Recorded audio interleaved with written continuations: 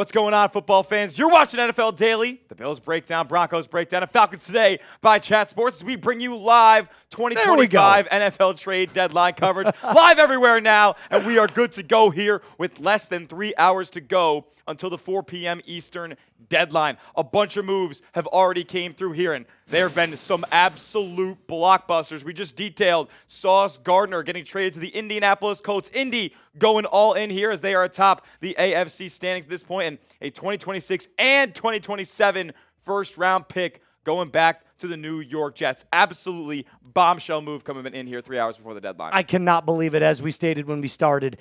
Sauce Gardner was at the very bottom of my list for any player that could have gotten moved, specifically for a 2026 and a 2027 first-round pick. It's just absolute insanity, pandemonium. But the Colts, clearly now, Broncos fans know this better than anybody. They clearly believe they have a shot to win the AFC now, loading up on another cornerback and another huge-time player for that defense, which is probably their worst part of their entire team right now, their offense being as good as it is. They're also getting Adonai Mitchell in the trade. That's unbelievable. So A.D. Mitchell, who clearly we think needed a change of scenery here. He had that fumble, didn't drop the ball before the end zone a couple of weeks ago, and just hasn't really been able to find a rhythm or a groove so far in his NFL career in Indy. And you know what? The Jets go out there and get a guy who's strong at the catch point, tall, physical receiver. And I think that's good for him to go out there and just get a change of scenery. Like, it clearly wasn't working in Indy, so nice for the Jets to kind of recoup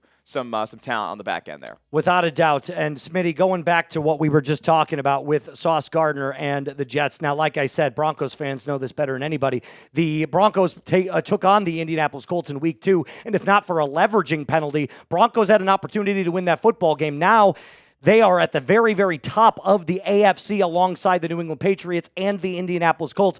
Not a three-way tie because you can't really have a tie, but all three teams sitting at 7-2. So I do expect now the Denver Broncos to see this move and say, hey, the Colts are loading up. We now have to make a splash move. A lot of people speculating, including our very own Ricky Scoops, the People's Insider, that Jaylen Waddle might be coming to Mile High. I need the Penguin in the Mile High end zone. How insane would that be? Oh, it'd be incredible. I would absolutely love it. Absolutely love it. But I see a bunch of Broncos fans getting in the chat also below and saying, is Shaheed still available? If you are just joining us, no. Rashid Shaheed was moved, traded to the Seattle Seahawks. We're still waiting on the full details. As Smitty mentioned earlier, the full asking price was speculated to be a third-round pick. Now we're not entirely sure what it's going to be, but we do know that he is going to be a Seattle Seahawk. Given that the player and Rashid Shaheed was shopped and also kind of targeted by a bunch of teams out there looking for receiver help, we really don't know what this return could be. I speculated that, obviously the rumor was a third, but I would be more inclined to give out a package of like a 4th and a 7th round pick, something like the Denver Broncos gave to the New Orleans Saints, or got from the New Orleans Saints for Vele there. Sure. So that was my speculation on what the return would be. We'll see if Seattle ended up exceeding what the other three teams were calling about Shaheed, but there's some other players at the wide receiver position that are also being dealt. We saw Jakobi Meyers already be traded as well. Yeah, Jakobi Meyers. So Broncos fans, you will be playing the Las Vegas Raiders, and we'll talk a little bit more about that here in just a second. But first, Smitty's going to tell us about our sponsor of today's live stream, Omaha Steaks. Look, guys, every time I'm hitting a game this fall, I'm getting there a little early for a tailgate, and I'm not arriving without some Omaha Steaks, the official sponsor of tailgating. From legendary burgers to mouth-watering steaks, deli-style franks, and so much more, you'll elevate your next game day get-together with America's original butcher. Went to an Ole Miss game this fall. I brought Omaha Steaks to the Grove, and everyone is anointing me king of the tailgate because of how easy yet delicious it was.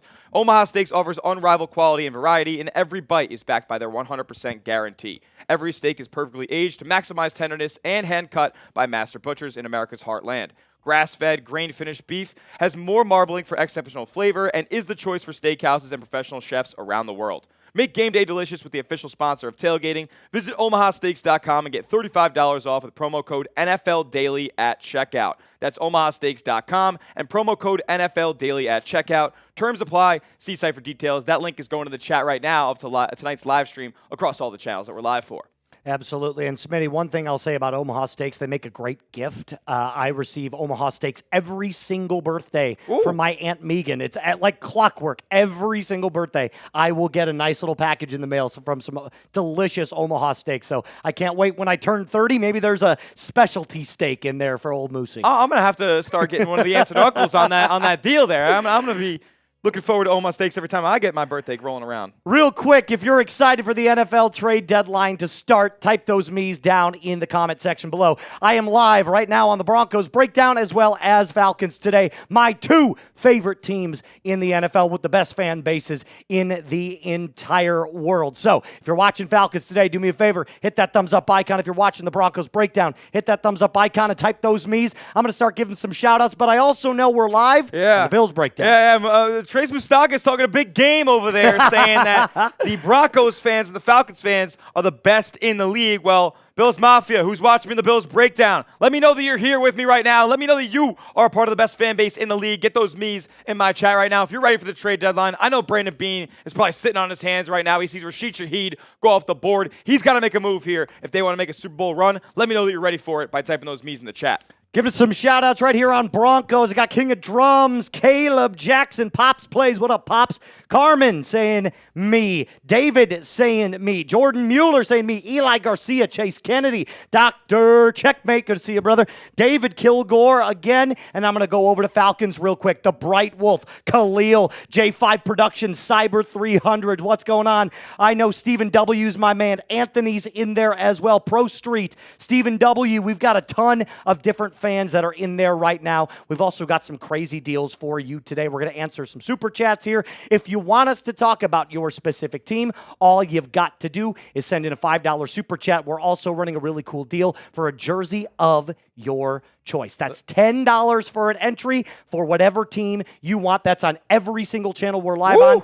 NFL Daily, our main channel. We're also doing it on Bills. We're doing it on Falcons. And we are doing it on Broncos. You hear that, Bills Mafia? We're giving away a jersey on today's show. All you got to do is send in a $10 super chat. Only one. Yes, correct. Only one jersey be given away. So, hey, there's going to be a lot of entries. If you want to get involved, send in a $10 super chat. But, hey, who's coming in with some me's down in my Bills chat? Wait, what is this? $50 bills. $50 bills in the building right now. That's a cool name. I wasn't sure if it was 50 or filthy. What was up, Jack? Ooh, trade compensation for Shaheed there. And it was a little bit more than I ended up expecting. I got Stephen Bryant in the building, Wump Donkey, Kid Lady in the building, Diana Robb, what's going on? James Soggs, what's up, my boy? How's everybody doing? Good to see all the real ones in the building. JME Bills Mafia as well, ready for the trade deadline. If you're ready for the trade deadline, get those me's in the chat. Hit that thumbs up icon, like today's stream, and share it with the Bills friend who's looking for more trade deadline coverage here, as we have some compensation for Rashid Shaheed going to Seattle. Oh, my Lord. A little 2026 fourth-round pick and a 2026 fifth. So it does kind of equal out to a third, Smitty. Yeah. We didn't expect that there was going to be multiple picks involved in this, but seeing as they probably wanted a third, a fourth, and a fifth kind of makes up for that lack of the three. I don't hate the trade at all. I think the Seahawks went out there and spent the right amount of draft capital to go out and get a true burner down the field. When it comes to Rashid Shaheed, he's not going to be the deepest route runner. He's not going to be a possessions wide receiver. What he is going to do on his very best days, he's going to get you 5 receptions, 125 yards, and maybe a couple of touchdowns. He finds the end zone. He's a big-time playmaker, and he is just one of those guys that stretches the field nonstop. And what he also does for Seattle, and we've seen John Schneider make moves like this in the past that has resulted in,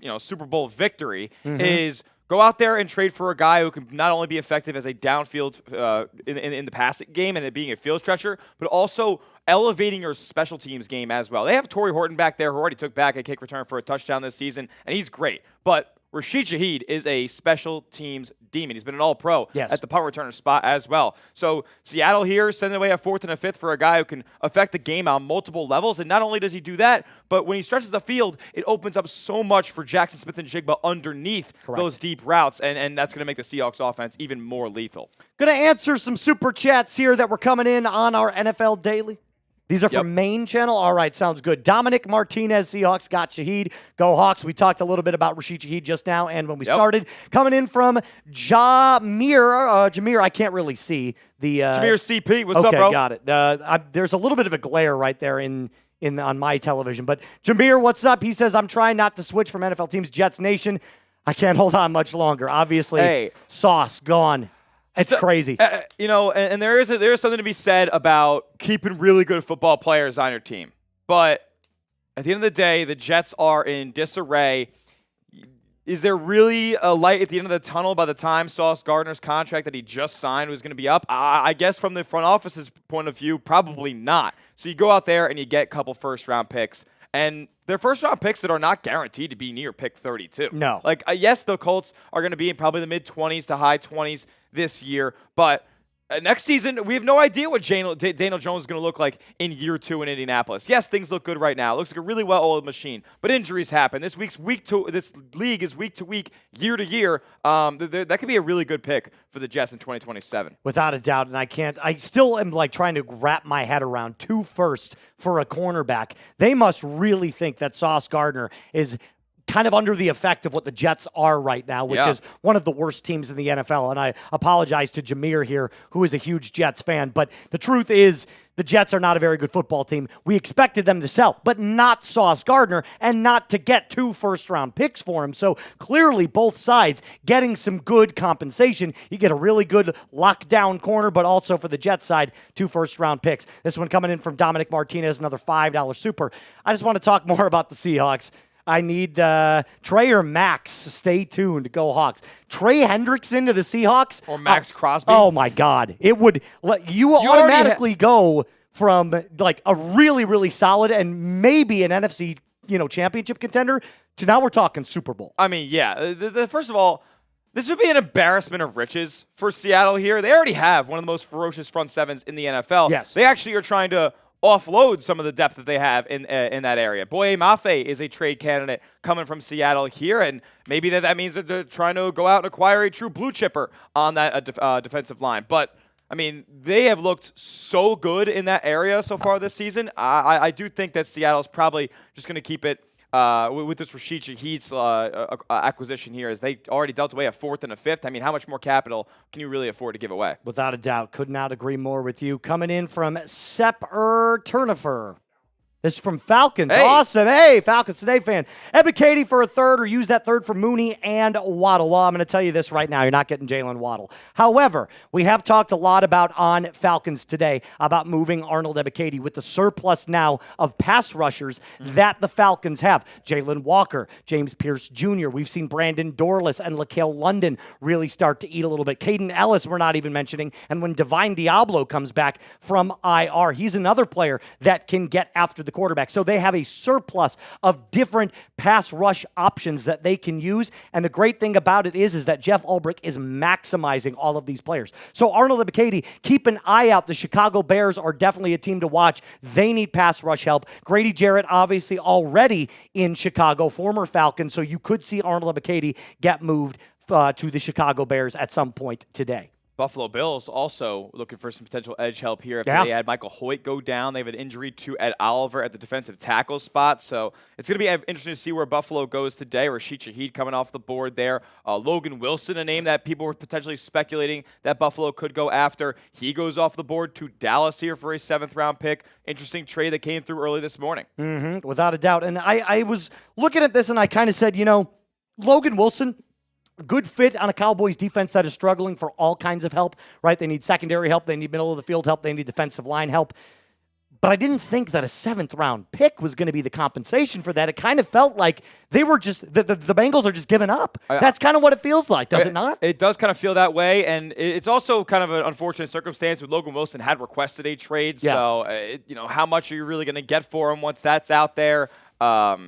Unfortunate, because I think he's actually a really good player. That Bengals defense, it's honestly weird how bad it is, because I actually think there's some legit talent at the 2nd and 3rd levels there. You got Trey Hendrickson on the D-line. Sure. Cam Taylor-Britt is a pretty solid corner there. Logan Wilson's a good off-ball backer, and they just can't put it together as a unit here. He gets a new look in Dallas, and we'll see if that helps the Dallas defense, which is porous as well. Without a doubt. And then that next trade coming in, Broncos fans know this better than anybody. Jakobi Meyers, who you were going to play on Thursday Night Football, now getting moved to the Jacksonville Jaguars. We have heard a lot of rumblings that Jakobi Meyers was going to be one of the highest sought-after wide receivers, and clearly the Raiders deciding to move off of the Jakobi Meyers sweepstakes.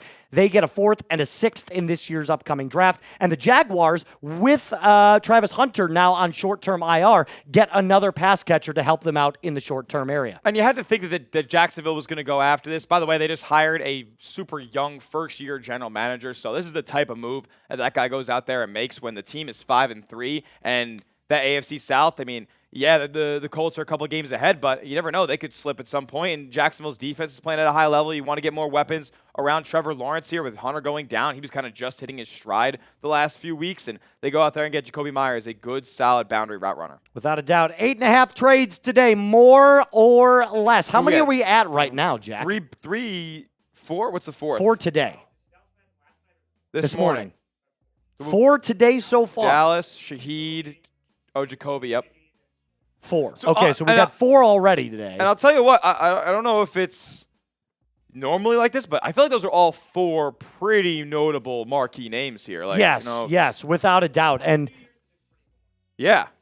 Look, a lot of people were speculating, and Diana Rossini came out with this and said there's not going to be a ton of movement. Well, I think we've already seen today that teams may not have been so forthcoming about that and maybe have been keeping their cards a little bit closer to their chest, because 4 trades already today, and we have 2.5 hours, a little bit more than that, before everything has to be finalized. There's absolutely more moves that are going to be on the horizon here. And, of course, Diana Rossini says there's going to be no movement. Yeah, of course, it's all movement. All right, I know, Jack, we've got some super chats on Broncos that we should hit real quick, but we're going to start with SG Street, Sergeant Street. If the Broncos trade for Waddle, would he be active for Thursday?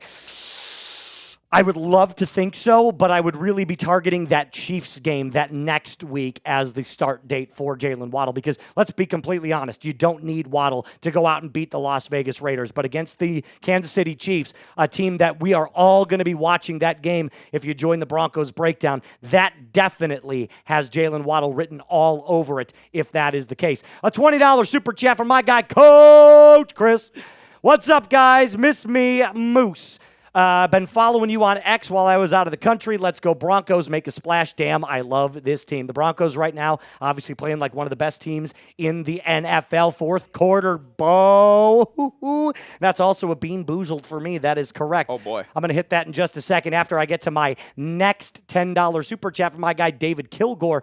Why is it Denver looking at a quarterback since Surtain is out? With the drafting of Jahdae Barron, the play of Chris Abrams-Drain, and obviously sliding Jaquan McMillan into that nickel corner spot, and Riley Moss already doing a pretty solid job. It's not great. It hasn't been perfect, but you have seen the depth of rotational corners there for the Denver Broncos. Right now, it doesn't seem like they necessarily need Pat Surtain. They held Davis Mills and C.J. Stroud to 15 points in Houston. So I really don't think going out and getting a cornerback is on George Paton or Sean Payton's radar, but getting another tight end, maybe another wide receiver, that's clearly something that we have seen a lot of reports indicate the Broncos are aggressive in making those calls.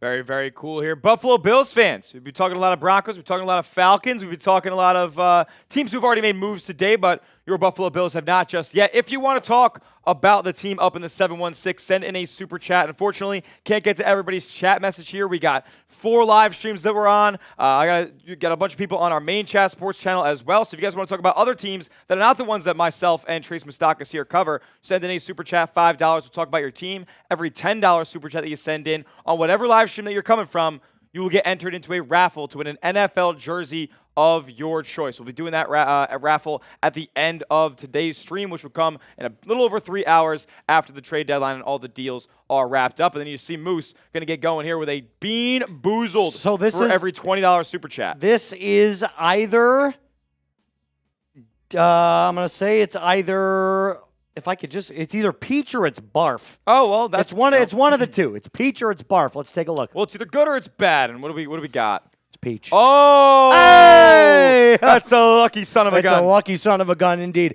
I was going to say if it was barf, you might see some barf, actual barf here on the live stream. But I'm going to finish chewing this, Smitty. It's taken a while for this to get down the gullet. Absolutely. That's all right. We got our first super chat coming in on the Bills breakdown. It's my guy, Vince. What up, Vince? Let's go, let's go. If you want to talk about your team on today's show, whatever stream you're on, send in a super chat $sign next to the chat box here as we get to my guy, Vincent K. Ladder. And a trade just come in as well. What's the trade? It's a Bears trade. The Bears making it. Joe Tryon. Who you take this? I think you're familiar as a Chicago native. So the Chicago Bears clearly after losing Dio Adingbo, he's going to have season-ending surgery. He's done for the entire year. The Bears were clearly out there trying to make sure that they got some edge help. And Joe Tryon-Shoyinka, I think is how you say this. I'm not super familiar with. Yeah, exactly. So look, giving up a 6th-round pick for a player that, again, I'm not going to pretend that I know too much about this guy. I know that the Cleveland Browns have a very good defense, but it's all dependent on now how does this fit the Dennis Allen scheme in Chicago. They clearly have offense figured out. Yep. Ben Johnson has completely turned around the culture, the losing culture in Chicago. Now they really need to shore up the defense because giving up 42 points to the Cincinnati Bengals, a game in which could have gone either way. It's clear that the Bears have some problems right now on the defensive side of the ball, which is what we're not used to saying. However, getting an edge defender here should help Montez Sweat and company there in Chicago. Yeah, they're in a situation where they just can't allow the gashes that they continue to allow defensively. And, it's not necessarily the most impact name that we're going to see dealt today, but the Bills get some more, the Bears getting some more depth there along the defensive line, which was pretty clearly needed. Yeah, salary cap space here, $7.49 million, so roughly $7.5 million. They're not giving up too much, like I said, in a 6th. But the NFC North right now seems to be wide open. Both the Packers, Lions, and Bears, all 3 of those teams have 5 wins. And that's not even to mention the Minnesota Vikings, who currently sit at 4-4. So there's a lot of room for one team to take complete control of the NFC North, and the Bears clearly believe that by adding an edge rusher, they take that next step into reclaiming the North, as Ryan Poles once said. Absolutely, absolutely. If you guys want to see more trades go down today, so many moves have happened already. You've already had a handful, a full 5 trades go down on deadline day. Hit that thumbs up icon, like today's video. If you want to see your team make a trade, if you want to see the NFL just get real chaotic on this trade deadline day. If Bills fans like the Bills breakdown stream, if you want Brandon Beane to get off his ass and make a phone call and go make a deal before the 4 p.m. deadline. We are currently, hello everybody, producer Jack here. We have 1,000 people watching on our main channel right now, which is awesome. Thank you to everyone that's watching. Yep. Only 126 likes. Ooh!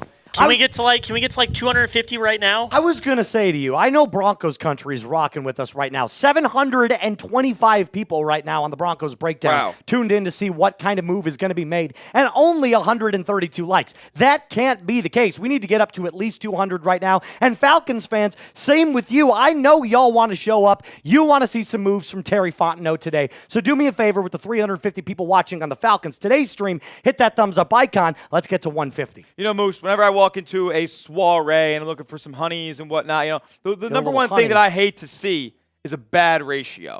So, Bills Mafia, hook it up for me. And with the 263 people watching, we got to get more than 63 likes. Try to get to 100 real quick. We need 33 more. Come on. Hit that thumbs up icon. Like today's stream if you want Brandon Beane to make a trade. As my guy, Vince came in with a $10 super chat. We'll hit those right now from the Bills breakdown stream. We could rapid, quick. Yeah, that's my bad. For sure. That's all you, Smitty. Vincent Clatter.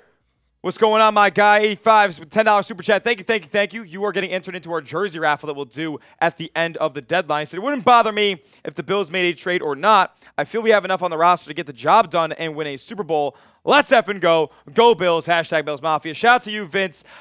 I don't know if I am 100% in agreement on that one. Buffalo not only has struggles at the wide receiver position, they have some of the worst separation stats in the NFL. It has made just the passing game a lot more difficult for Josh Allen. And that's not to say that he can't overcome it, but why do we have to ask him to overcome lack of production from his receivers week after week? He got Dalton Kincaid back this week against Kansas City, and clearly you see that he's the best separator on this team. On the boundary, you're not getting that type of action. So they have to go out there and get some type of weapon for Josh Allen in this offense. And if they don't, and they think they're content on offense, then how about we look to the defense and the injury-riddled defensive line there. Ed Oliver going down on pretty much long-term IR here. It's speculated that he could come back late in the postseason run, but there's nothing guaranteed there. And then Michael Hoecht just tore his Achilles over the weekend. So clearly some of the most impact players along that Bills D-line are injured at this point, and they could be looking at that a position group that they have put in a lot of effort and a lot of priority into over the years, and go out there and get a D lineman here. Well, so I would go out there and make a deal if I'm Brandon Beane. Well, Smitty, I was just going to say, as two hosts of channels that are really strong contenders right now in the AFC, it's going to be very interesting for fans of the Bills breakdown and the Broncos breakdown. We're going to be keeping an eye on these two teams specifically, because now that we've seen the Colts go out and make that move, the Patriots have been very active in making moves as well. You would think that both George Paton, the general manager for the Denver Broncos, and Brandon Beane are looking at that saying, we got to do something. And my thing is, like, Brandon Beane's no stranger to making deadline deals. He's traded for Amari Cooper last year. It didn't work out all the way, but you still went out there and made the move. You traded for Rasul Douglas the year before that. That was an upgrade at the cornerback spot. So I don't understand why we're still sitting on our hands here 2.5 hours before the deadline. Broncos, Doctor, checkmate. Happy anniversary to you, my friend. I appreciate that. Waddle for a third and Sherfield? I don't think that's going to happen. I think you have to at least attach 1 second-round pick to get Jaylen Waddle. There have been a lot of different sources out there that have been confirming that maybe it will cost as much as a first. I don't see that, and that's just me speculating, because I don't think there's too many wide receivers that could garner a first-round pick. There's a handful of them in the NFL, but looking at it, I don't think so. All right, coming in from Corey Weist. Falcons and Bronco fan. Explain to the fans how it's possible to be a fan of two teams that you grew up and loved. Look, you don't have to have one specific allegiance to one team for the entirety of your life. I think it's a misconception. It's a misconception. It is. And also, I'm a huge fan of players as well. So when my favorite players that I watched growing up go to a specific team, I become a fan of that team. And not to say you're that team fan, but you are a fan of that team. You root for them on a weekly basis. Course. You're looking for that guy to be successful. So I'll give you a perfect example. When I loved Julio Jones growing up. When he was at Alabama, I was a huge fan. When he got drafted by the Falcons, I was like, I like the Falcons now because I loved Julio Jones. Boom. Josh Allen, same deal for me. There you go. He was coming up out of the draft. That was a big part of my take listener way back when, OGAWL, and they were big in the draftjoshallen.com way back in the day. He ends up going to Buffalo and just kind of taking over. I also end up going out to school out near Buffalo, so just fully entrenched in that culture out there. No problem having two teams if you do. Christian Palakma, is this from Broncos as well? Okay, still from Broncos. After the Patriot game, what's your view on Raheem and Zach? I'm going to guess this is from Falcons then. Yeah, this is Falcons. Every single Falcons fan that's watching right now knows where I stand on Raheem Morris. It's time to get him out of the building. I cannot stand watching this team continue to make mistakes after mistakes, especially now that you've gotten rid of Parker Romo. You've released him. Now you go out and you sign Zane Gonzalez. This team is a kicker, a head coach, and an offensive coordinator away from being a really legitimate contender for the NFC South. It's time to get rid of him. Terry Fontenot, make the call. You know where I stand. Fire Raheem. Fire Zach. It's just where I stand. Charles, with Zach and Raheem still at the helm, would a trade really help out the Birds at all? Not really. You only have 5 picks right now as the Atlanta Falcons. No first-round pick. Obviously, the James Pierce Jr. trade to the Los Angeles Rams hurt you. So now you're looking at 5 picks with your first pick coming in the second round. I would trade Arnold Ebiketie. I would get rid of him. I would get a third-round pick for him, and I would start to build up for next year. But remember, fire Raheem and Zach. That's how you start the rebuild. Not the rebuild, but the pivoting. See you. What's up? Next week, coming in from our main chat sports channel. Who do you want to talk about here is my guy, Robert Kennedy, in the building. Says Niners top for Trey Hendrickson.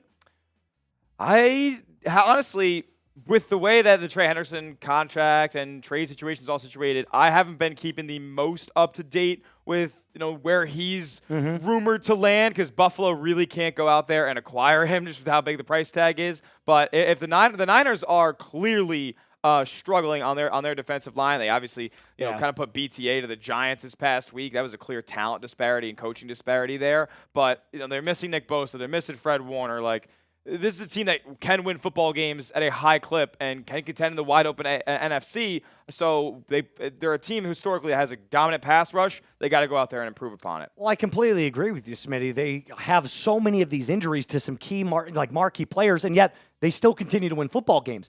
It's just a testament to Kyle Shanahan's system and how he continually finds wins. And that's so curious to me is like they're paying Brock Purdy all this money. They're paying Christian McCaffrey all this money. They're paying Nick Bosa and Fred Warner all this money. Can they afford to bring in a guy like Trey Henderson? I mean, I know these teams can move money like it's no tomorrow, but it's just crazy to me how they can just bring in a $30 million a year player like that. I completely agree with you. I don't see Trey Hendrickson getting moved today. Not to say that he won't get moved at some point in the future, but today does not feel like the day that he gets moved. I think they're going to ride out the rest of the season with Trey Hendrickson. Yeah, no doubt.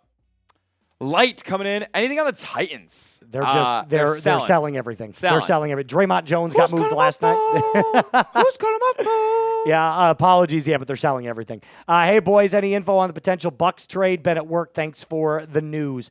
I haven't heard anything about the Tampa Bay Buccaneers. I never really see them in trade rumors or anything like that. They kind of, honestly, in my opinion, have a really, really good roster. Just got to get 100% healthy, and they can contend with anybody in the NFC. Yeah. There aren't a lot of holes really on the roster. They have a good offensive line, again, when healthy. Great weapons when healthy. Good solid defense as well. So I think that's like the underlying like asterisk on this 2025 season. Good when healthy. For everybody. Honestly. I mean, for everybody. Buffalo facing injuries. Tampa Bay facing injuries. San Francisco facing injuries. The Giants have a player go down for the season every week. Like, it's crazy, man. Absolutely insane. Without a doubt. And a reminder that if you are watching us right now, help us get to 421,000 subscribers here on our main channel. It just takes a quick little click of the sub button. It is completely free. And that goes for everybody watching right now on the Broncos, Bills, and Falcons channels as well. If you're a Broncos fan, if you're a Falcons fan, if you're a Bills fan, do us a favor, hit that subscribe button because we are the place for you covering your teams right here at Chat Sports. Hit subscribe today. What's going on, my man? Also, if you guys are college football fans, later tonight, we are also going to be live for the first college football playoff rankings. Oh, that's right. So if you're a college football fan, make sure to hit that subscribe button, turn on your noties, because we're going to be live again tonight here on the channel for the first college football playoff rankings. Hey, Jack, I hate to be the guy that does this, and Smitty, I'm going to have to take control of this for a second. Oh, boy. But we've got two bangs on Broncos. Oh, baby. We got a DB4L Chris Bell. Bang! Let's go, Broncos! My high salute to you, my friend. And then another DB4L Broncos Unchained. Bang! I was unfamiliar with your game, my friend. Dude, I'm telling you, they show up, they show out, they know how to have a good time. I like that. The DB4L, that's hard. That's hard. Yeah, Denver Broncos for, oh my God. Jack, you got to load it up again. They call it. Because we got a DB4L Coach Chris Bang! I mean. Oh my God. That's insanity. That's crazy. Crazy. Back to back to back. I mean, I'm not going to sit here and try to stir up competition or anything, but Bills Mafia kind of getting shown up by the Broncos faithful. Broncos fans are showing up. They are showing out. Coach Chris, Boss Man Jay coming in with his 50. And, of course, I'm going to butcher the last guy's name. I apologize so much. But we had 3 back-to-back-to-backs. Falcons fans know exactly where we're at as well. Chris. I was going to say two Chris's. So, yeah, Bills Mafia. Broncos country kind of look like the best fan base that we're live with today. You hear that? I hate to be the bearer of bad news, but I mean, it's just what we're seeing so far. Man, Broncos country, making it happen. Well, thank God you didn't say let's ride. We don't do that anymore. No, they don't ride anymore. Oh, my God. We got another DB4L Chris Bell. Bang! This is a $100 super chat. What a legend.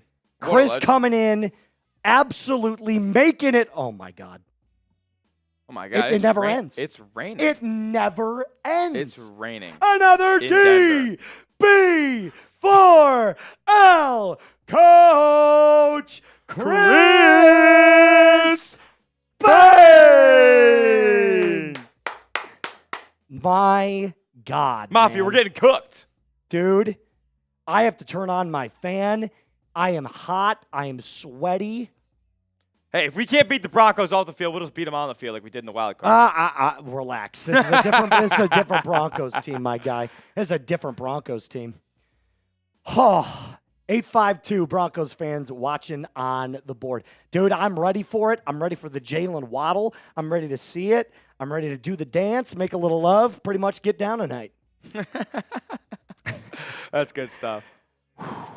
All right, we'll run through some trades that have come through because there have been some absolute bangers. Sauce Gardner, all-pro cornerback of the Jets, headed to the Indianapolis Colts. And for a lot of the people that are watching these streams today, Bills fans, Bronco fans, Indy is loading up at the top of the AFC. I would tell those guys to get out of bed if they were going to make a trade today. 26 and 27 first-round picks, though, going back to New York here, as well as A.D. Mitchell, the former Texas Longhorn wide receiver, who hasn't really yet to make an impact in his NFL career, but 2 first-round picks. Jets are in dire straits. It feels like both sides are okay making this move. Well, Sauce Gardner went to bed at 1-8 and woke up at the very top of the NFL. Yep. At the NFL, not just the AFC. Yep. So I'm sure Sauce Gardner looks at this and go, hey, look, love my guys in New York. We'll always have a soft spot for New York, but thank God I am on a winning football team. And if you're a Jets fan watching, I apologize. And you know what's crazy to me is we are talking about Sauce Gardner potentially having a more down season than he has in years past. But listen to this. Sauce Gardner has not allowed more than 2 receptions to a single receiver in a game this season. Sauce Gardner has also forced a tight window on 52% of his targets, the highest rate of any player targeted at least 20 times. That's unbelievable. So That's unbelievable. The Colts just got one of the best man-to-man corners in football. Like I told you, I could not have been convinced this morning if you, Smitty, would have walked up to my desk and said, hey, at some point today, Sauce Gardner will be traded for 2 first-round picks. I would have laughed you out of the building. But that's the glory of the trade deadline. Anything can happen. We have no idea what's going on in those rooms. And Sauce Gardner also reunites, as this is a cool tweet that came through here, with Alec Pierce, who played with him at Cincinnati back in the day. And Alec Pierce was at Cincinnati. He told the coaches to put the team's best cornerback on him every day at practice. For 2 straight years, quote, Alec wouldn't go up against anyone else. That corner was Sauce Gardner. So now they're back and teammates in Indianapolis. And, I mean, the Colts are looking like as well-oiled of a machine as any in the NFL right now. Are you going to be mad at me, Smitty? What do you got? Oh, boy. Are you going to be mad at me? I'm not going to be mad at you. It's great for the Broncos. Great for the Broncos country. Jack. Great for the vibes of the stream in general. We got a DB4L Broncos Unchained. Bang! But wait, it doesn't stop there. DB4L Rich Bronker. Bang! Broncos country. It's over 500 on Broncos, yeah. Unbelievable Broncos fans. That's crazy. Have shown up today. Let's freaking go, man. Let's go. It would be a shame if Peyton didn't make any moves after all these contributions from the faithful over in Denver. It would be a shame if they actually didn't improve the roster because they're there as well. They're right there as well. I've been saying this for as long as Broncos fans would watch in the channel.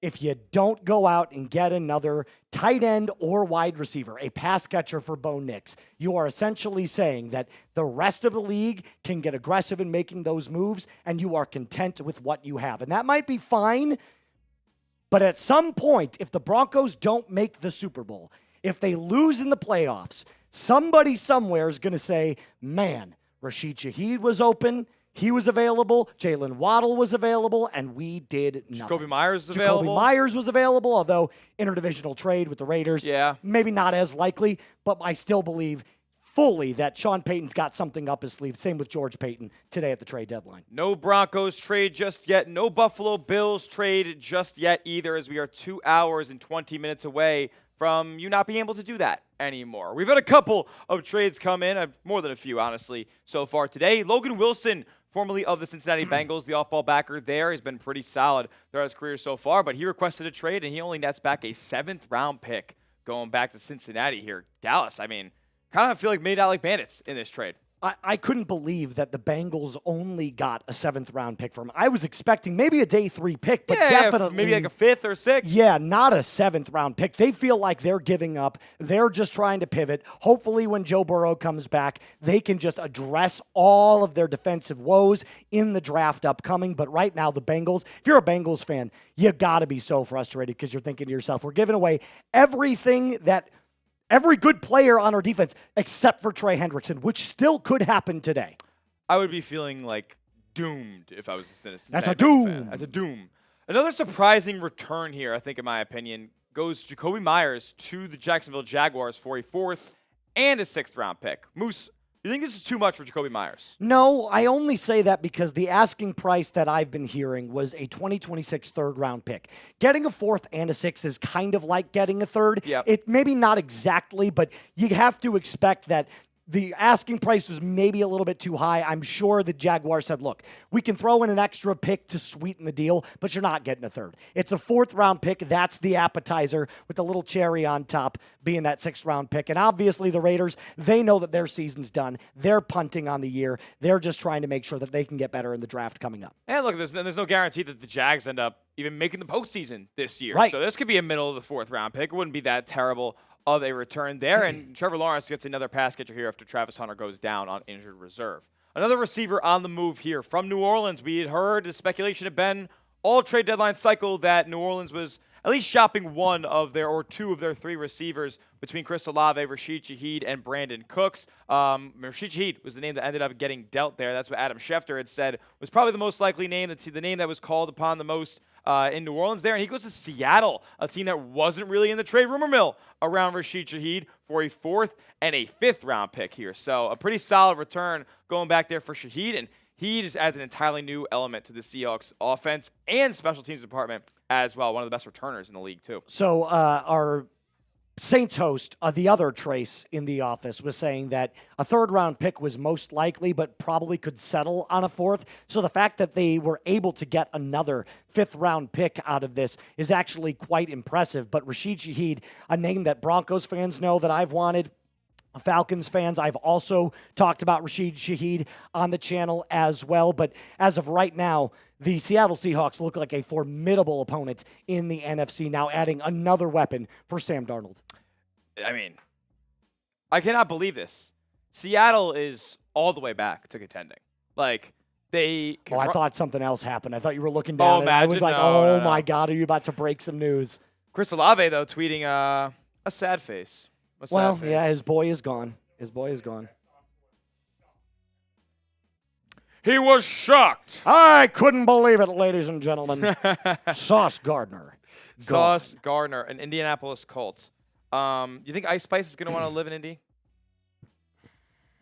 I don't think that's her speed. Probably not. Probably not. Probably no. not. She's staying in New York. I don't know. Are they still together? I was just making a joke here. We got another trade here, a little 6-7 swap. How you doing, kids? But Joe Tryon, bless you, an edge, going over to Chicago here. They needed some help on the D-line. They sure did.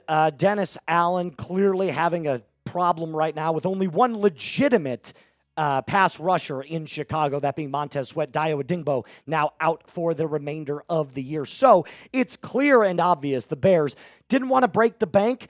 They wanted to get some help. This is clearly the best move they saw for the value that they're getting. So Joe Tryon heading on over to the Windy City out of Cleveland. Look, you get to do it this time. You're a lucky dog. Oh, I know. Omaha Steaks is the sponsor of today's live stream. I have to be completely honest with you. I'm about to hit 30 years old, and every single year that I turn another year older, my aunt sends me a package from Omaha Steaks, and his favorite birthday gifts I receive every single year. It is awesome. You can enjoy grass-fed, grain-finished, extra-aged, USDA-certified tender steaks, juicy burgers, and more game day favorites like wings, deli-style franks, and brats, only with our friends over at Omaha Steaks. They offer unrivaled quality and variety, and every bite is backed by their 100% guarantee.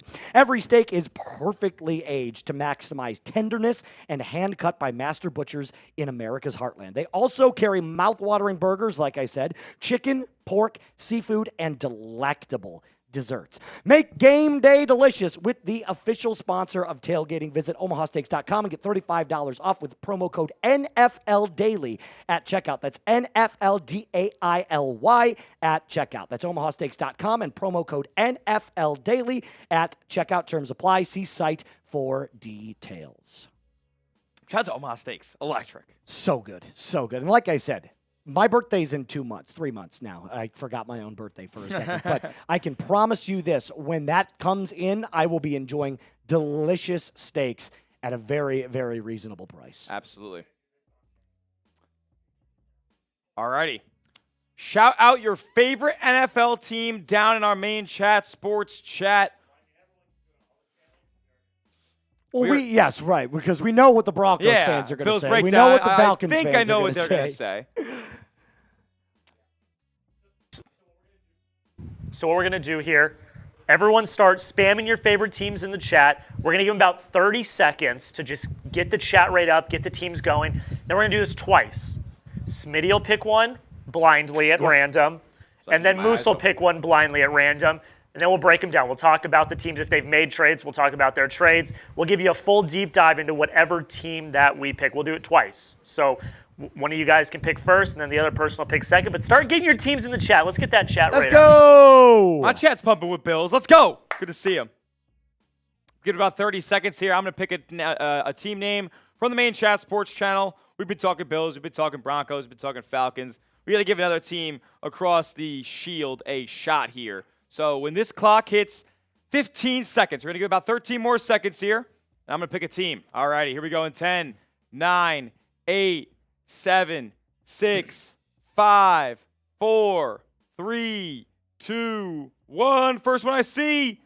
I think I saw the Ravens Ooh. first. The Ravens. Ooh. What an interesting conundrum they face right now. So 2 weeks ago, if you would have asked any fan of the NFL, including Ravens fans, they would have said, punt on the year, fire John Harbaugh, let's blow it all up, just keep Lamar and keep a couple of core pieces. Now that Lamar is back, after the great game against the Bears from Tyler Huntley, it clearly seems like maybe the Ravens are a wild card contender. Do they have the opportunity to still win that division? I think it is still open considering the ups and downs we've seen from the Steelers. But clearly with Lamar Jackson back, you now have one of the best quarterbacks in the league back at the helm. They could go on a tear. That doesn't mean they're going to win out from here. But is it possible that in the next 8 games they go 6-2, 5-3, 7-1 maybe? They have 6 losses already this season? Yes. Oh, man. They'd have to get up to 10 wins. They did just trade away a defensive piece. Odafe Owe headed to the Los Angeles Chargers there, and they end up getting back a 6th-round pick from the Eagles in exchange for Jair Alexander, who was not really playing to the standard that he had in his best days in Green Bay. So they trade away a couple defensive pieces, but maybe it's a little bit of addition by subtraction here for Baltimore. Now, if we look ahead to what they have going on in their upcoming schedule, yes, they play the Vikings this week, a tough defense, but we know Lamar could beat anybody in this league. Sure. And then they go out there and play the Browns, and then the Jets, and then the Bengals, and then the Steelers, who they play twice before the season's ended. So, I mean, who's to say that this division winner couldn't come out 9-8? I completely agree with you. I will say this, though. They have to be almost perfect. Yeah. You have no room. You got to be Pittsburgh twice. Yes. You got to probably really maybe sweep the division the rest of the way. Well, and the law of the NFL will tell you that there's a game in there, maybe it is against the Jets, right, that you will lose because it's the NFL for any given Sunday league. But now they have a bunch of divisional games. They have some easy opponents, but they also have the Patriots and the Packers the last 2 weeks before Week 18. Yeah. All right, well, how about this? Spam your team again. We just talked about the Ravens. I'm going to pick a team. His turn. And I'm going to make sure that we talk about your team. Spam it down below. Let's get that chat rate up going one more time. Broncos, Bills, Falcons fans, get spamming down in the live chats. We're going to try and build this chat rate up. Let's go. I'm going to wait 30 seconds. I'm going to pick a team. We'll talk about them. Let's go. Let's go. Get him going in the chat right now.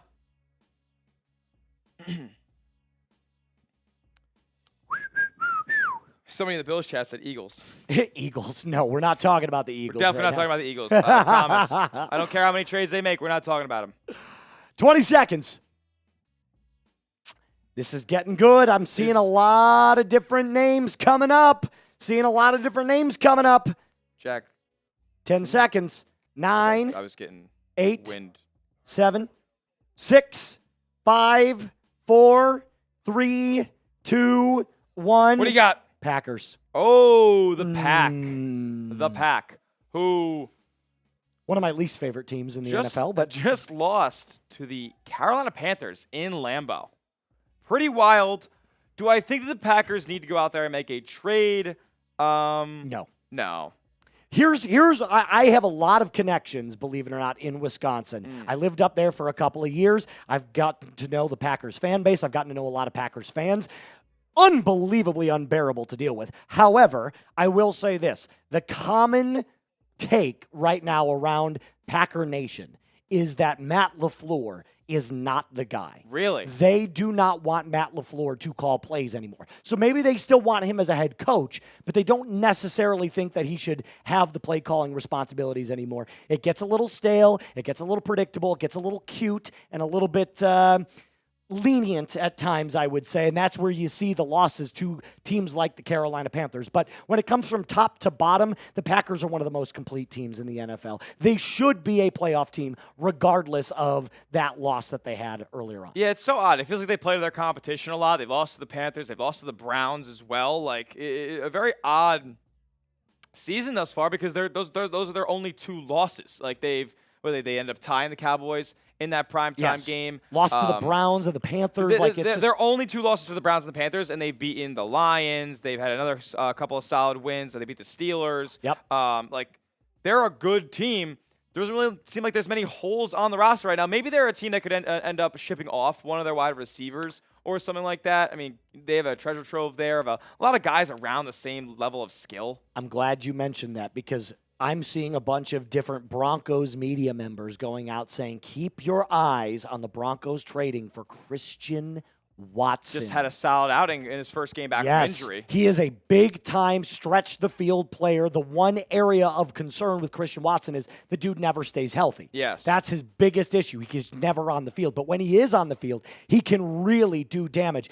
I don't know if I would love the move as the Broncos host. I think that might be a little bit of a... Like, the Broncos love adding injured players, so it would be on brand for Denver. However, as a fan, I would not be the happiest with that move. But do keep your eye on Christian Watson if you're a Denver Broncos fan. That could be something we see before the day's end. Yeah, you got Christian Watson there, and then the guys who I don't think that I really think he would be the name that's probably most likely to be shipped out of Green Bay. When you consider the production that Romeo Doubs has had so far this year, Matthew Golden's a first-round rookie, and Dontavion Wicks is probably just more of a... Jaylen Reed, too, when he's healthy. Jaylen Reed, when he's healthy, is a player. But then Dontavion Wicks is more of probably a wide receiver 3 or 4 that teams probably just wouldn't be that interested in if you're really trying to make an upgrade in that room. So it really seems like Christian Watson is a guy who could pop in a lot of these situations and could end up being dealt here before the deadline in 2 hours. Jack... All right, sounds good. You got Alrighty. By the way, if you do want a chance at your specific jersey of choice, that's on every single channel that we're live on right now. It only costs $10 to get in, but $5 we'll talk about your team. $20 we'll do a Bean Boozled for you, and if you throw down a 50 or a 100, we will absolutely bang. And I'll tell you what, the next bang that we get, I'll end up doing a beer bong. I'm feeling happy about it. I'm feeling good. I know Broncos country and Falcons fans have got me covered, so I will do a beer bong if we hit the next one. Not this one coming in from another DB4L Michaela Parker. Bang! Let's go, Broncos. Go get Jaylen Waddle. I would love it. I mean, it would be absolutely insane if Jaylen Waddle ended up getting dealt today. Moose, if you had to guess what Denver would send away for Jaylen Waddle, what do you think the package would be? So this is not what has been reported, but what I would end up giving away if I'm George Paton. I'm offering a second and I'm offering a fourth. I think that is probably the best type of package that you would get. I know there's a lot of other teams out there and a lot of reporters that are saying it's got to have a 1 attached to it. I think if the Broncos got very desperate, you could see a 1, but I don't think you'd get any much more outside of that, and the Broncos wouldn't offer up much more than that. But I would say a second and a fourth for Jaylen Waddle, and maybe a second and a third. It's possible. But that's what I'm thinking. That would be a big haul. Jaylen Waddle is a very, very talented receiver. There's been conflicting reports about his true availability so far through this trade deadline cycle. We've heard that they're taking calls on Jaylen Waddle, and then they're not, trading Jaylen Waddle at all. They're working on a contract extension. I don't know exactly what the deal is here with Waddle, but there's no secret that he can absolutely play. And Denver, Buffalo, Pittsburgh, they're all looking for receiver help. We'll see if he ends up getting dealt here. 100%. Next one coming in from our guys on Falcons. This is Corey Weist. What's up, Corey? Corey actually says trade Raheem, Zach, and Cousins to Jets for picks. I've been on this train forever. You got to get rid of Zach and Raheem if you want to actually start rebuilding this franchise. You have pieces. You got Bijan. You got Drake London. Michael Penix looks like at moments he can play, but as of right now, the thing holding you back if you're a Falcons fan is Raheem Morris, and it's Zach Robinson. Coming in from Tristan Walls, get rid of Kirk, Ra, and Zach. See, everybody's got the same take. Everybody wants to get rid of Raheem and Zach, but here's the first time I've seen Kirk Cousins' names pop up. I've also gone on Falcons channels multiple times. I have made multiple videos saying, I don't care what it takes, get this man off the books. Get him off the books. I know he's a massive cap hit. You're going to have to eat a bunch of dead money this year. But here's the thing. If you can't get him in a trade, you're going to cut him next year. So he's a $35 million cap saving next year. The Falcons are done with Kirk. It's Michael Penix's team. It's his future. He is the leader of this franchise. You got to get rid of Kirk, so at least get something for him. Get like a 6th or a 7th round pick. You think a team would bite on trading for Kirk here? The only team that I could see end up doing it right now would be the Washington Commanders, given their situation with Jaden Daniels. Yeah, I mean, that's just absolutely terrible what's going on in Washington at this point. Kerwin, is it true Bengals only did 3 to 4 moves in the last 4 decades during the trade deadline, so most likely no Hendrickson trade? I said earlier I don't think he's going to get traded today. I don't think he plays for the team next year. But today does not feel like the day that Trey Hendrickson gets moved. I think the Bengals are going to try and wait that out and see if they can come to terms with him for the remainder of the next couple of years. Now, I do see a bunch of Super Chats coming in on Broncos, on Falcons, on the main chat sports channel as well. If you're a Bills fan, and I see people in the chat as well saying we should talk about the Bills, if you want to talk about the Bills, send in a Super Chat, $sign next to the chat box, to contribute to today's live stream. If you want to talk about Buffalo, we want to talk about Brandon Beane potentially looking at receiver help here. And with Sauce Gardner getting dealt, I feel like there is no kind of restrictions on who could be traded today. So Garrett Wilson, Brian Thomas Jr., Jaylen Waddle, these names are out there. Oh, yeah. Go out there and go get them. If Sauce Gardner is available after signing that massive contract extension, every single player outside of the main quarterbacks, right, and the main running backs are up for grabs. And even then, we might not know because, like we said, we didn't think Sauce Gardner would be available at all, and yet he gets moved to the Colts for Adonai Mitchell and 2 first-round picks. Absolutely bonkers trade. Unbelievable day. I love the NFL trade deadline. It's really heating up here. It really is. More fun names have been dealt around the league. Other opposing offenses getting better as well. Jacksonville adding Jakobi Meyers. I mean, Seattle adding Rashid Shaheed. Like, there have been some really solid deals to some teams who are contending here. Teams are loading up and ready to make a push here on both the NFC and AFC. Without a doubt, I think the Shaheed trade was something that Broncos fans, Bills fans, Steelers fans were all monitoring very, very closely. All three of those teams very aggressive before the trade deadline started on making calls for a wide receiver. And it just so happens the Seattle Seahawks offered the right price, and he gets shipped off to Sam Darnold in the Pacific Northwest. Yes, sir. Yes, sir. If you want your team to make a trade, if you want the Bills to make a trade, you want the Broncos, the Falcons, a team that you root for to make a trade, go down below and manifest it. Hit that thumbs up icon. Send good vibes. Like today's live stream so your team go out there and make a move and try to win a Super Bowl. Less than 2 hours away. Oh, I'm starting to get not antsy. Antsy's not the right word, but I'm getting impatient, Smitty. I want to see another move happen. I don't want to be live for another 2 hours and just be speculating about what we could be doing. Now, we have heard from our People's Insider, Ricky Scoops, Oh, God, what do we got? that the Patriots will be adding a running back today. Now, remember, Ricky's hit rate is not 100%.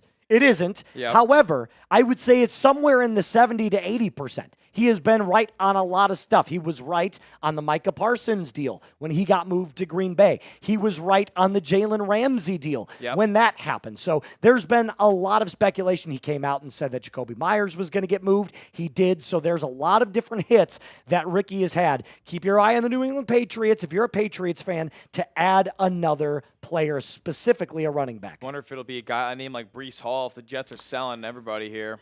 I don't know about. Do you think Breece would be traded to the Patriots, an interdivisional trade? Yeah, I mean, I guess it probably wouldn't make a ton of sense there. I'm just trying to think about other running backs who are kind of up for grabs. Tony Pollard is one that's definitely up for grabs. Yep. Jaleel McLaughlin, if you're a Broncos fan, he's a name that could get moved. Not a player right now that is going to make a ton of waves, but he is definitely an option. He's got fresh legs. Only one carry on the season for the Denver Broncos this year. Ooh, good question, producer Jack.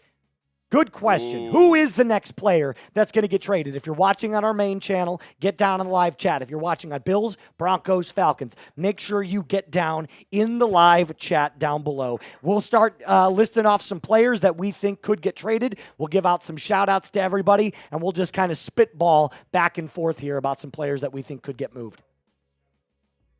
Yeah. That's fine. Yep. Yeah. Appreciate it. Yep. No problem. That's cool. That works. It's fine by me.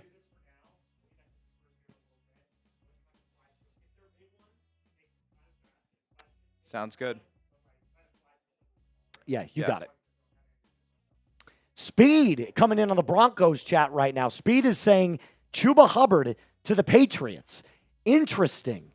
I don't think that he would be available. However, Rico Dowdle has been absolutely bananas this year. And they also have Jonathan Brooks, who they drafted a couple of years ago that has, kind of struggled to stay healthy. So the Panthers could be an interesting name to keep an eye on this. Maybe Chuba Hubbard does get moved to the New England Patriots. What do you think? Man, it's been interesting, right? Because Hubbard coming into the season, obviously their bell cow back, but then Dowdle making all these waves. He came over in the offseason, and he's had these 200-yard outings all purpose. Like, it's been absolutely insane. Do they want to continue to have that two-headed rushing attack? I mean, you see a lot of the teams in this league running with two backs back there and kind of just keeping both of the guys fresh. So we'll see if they want to continue to do that. They don't have like the most receiving talent in the world, so you want to have as probably strong of a run game as you possibly can. And the Panthers are also winning football games, man. They're 5-4 now? Mm-hmm. Like, that's insane with of a turnaround they had so far this year. And credit to Bryce Young, credit to Dave Canales, credit to the GM for bringing in talent through the draft. They've been a really surprising team. I'm not so sure they're going to be selling here at the deadline with how well they've played. I just want to make sure that something happens because I don't want to. I have all this pent up energy, Smitty. I really want to see somebody get moved. I know. Shout out. Whoa, I'm sorry. I just blew out everyone's eardrums. Shout out to Shock Universe, who just said in our main chat, and it's true, I just looked it up. Brees Hall just put out a cryptic GIF 17 minutes ago. Whoa. A cryptic GIF on Twitter 17 minutes ago. I haven't seen some people run around saying that I don't think the Jets are done this trade deadline cycle. So how about the Bills go out there and trade for Garrett Wilson? Why not? I know interdivision trades aren't super common, but who was it? It was first-round pick's a first-round pick. Juan Torres said manifesting A.J. Brown to the Bills. That would be insane. I don't think A.J. Brown gets moved today, don't you think? Like, with that contract. It would be a $90 million it just dead doesn't cap sound hit. They're like not it would doing happen. They're No, not doing there's it. no way. $90 million cap hit for the Philadelphia Eagles is just way too much for even Howie Roseman, who is incredibly aggressive. We've seen that to take on. So, no, I don't think A.J. Brown gets moved today. Yeah, we're seeing some Garrett Wilson. We're seeing some Jaylen Waddle. I'm seeing some J.K. Dobbins potentially. I mean, with the way that R.J. Harvey's kind of coming along, could the Broncos deal Dobbins?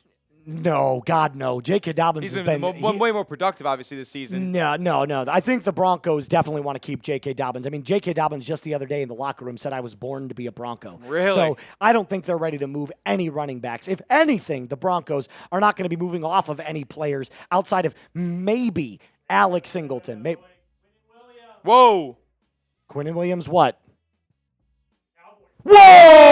Whoa! Okay, let's talk about it. The Cowboys make another trade. What? Quinnen Williams. They're getting rid of everybody. You've got to be kidding. There is no way. Wow. Quinnen Williams to the Dallas Cowboys.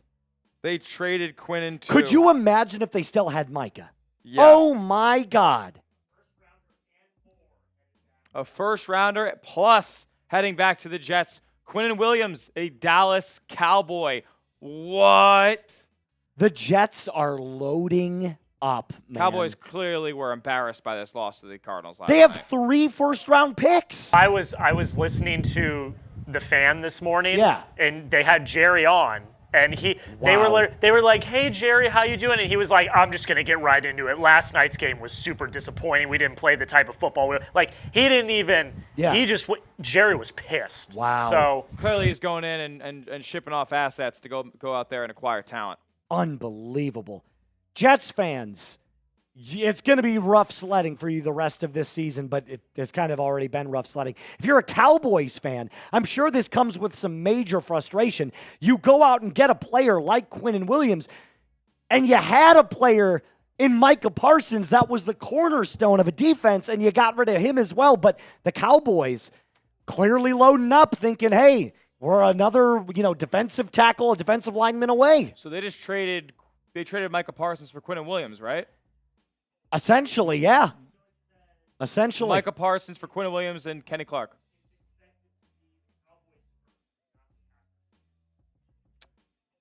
Okay. Well, okay, that's so they probably still have the first-round pick, but even so. Yeah. It's essentially Micah Parsons for Kenny Clark and Quinnen Williams, which, I mean, I would still probably take the Parsons side, but it's not the worst return in the world. Wow. Unbelievable. Again, it goes back to the Cowboys probably should have gotten more for Parsons from the get-go anyway. I'm still on team. You should never have gotten rid of him. Of course, you don't trade generational pass rushers. Yes, You just don't. Right. That's where I'm. I mean, I know Cowboys fans out there were saying, Micah had, he put a lot of stock in his podcast. He was not the greatest team player. But at the same time, they're coming in from different sources. Rap, Diana. Wow. Quinnen Williams is gone. He is now a Dallas Cowboy. I mean, hey, another player that went to bed as one of the worst teams in the NFL and now on a better team. Maybe not a great team, but definitely a better team than before. Wow. Grade the trade A, B, C, D, or F. Quinnen Williams to the Cowboys for a first and more. If you're talking about the fit, Smitty, and if we're just talking about the need for another player on that defense, it's an A. Yeah. Quinnen Williams is a stud. So it is an A. However, if you're looking at the bigger picture and the fact that, given what you gave up for Micah Parsons, what you gave now to the New York Jets for Quinnen Williams, you could look at this a bunch of different ways, but if we're going just by fit, it's an A. It's an A. I think it's an A for the Cowboys. I think it's an A for the Jets as well. Yeah, the Jets go out and have 3 first-round picks in 2026. If you're a Jets fan, the future is bright. 5 firsts over the next 2 seasons. You can expect that they're going to draft a quarterback. And Justin why Fields is don't not for and you. you know what? Why don't you go out there and trade Garrett Wilson right now too? Just go do it. Broncos? Bills? I don't know. They're definitely, they're definitely not trading him to the Steelers. They're not giving Aaron Rodgers Garrett Wilson back. God, no. They won't do it. No shot. Nope. No. But if that happens, also, by the way, let me just look at the Garrett Wilson contract before I even speculate on any of this, because it probably could just be dumb to do so. Well, hold on though. But we also thought the exact same thing about Sauce Gardner. So you can't rule anything out. Yeah, I don't know what the Colts cap situation is really looking like there, but Garrett Wilson right now, what you trade for is base salary and roster bonus, right? Yeah. So it's prorated, so it'll be a little bit less than this, maybe something like half. No, oh my God, $1.2 million. Oh, the Bills could get him if they wanted to.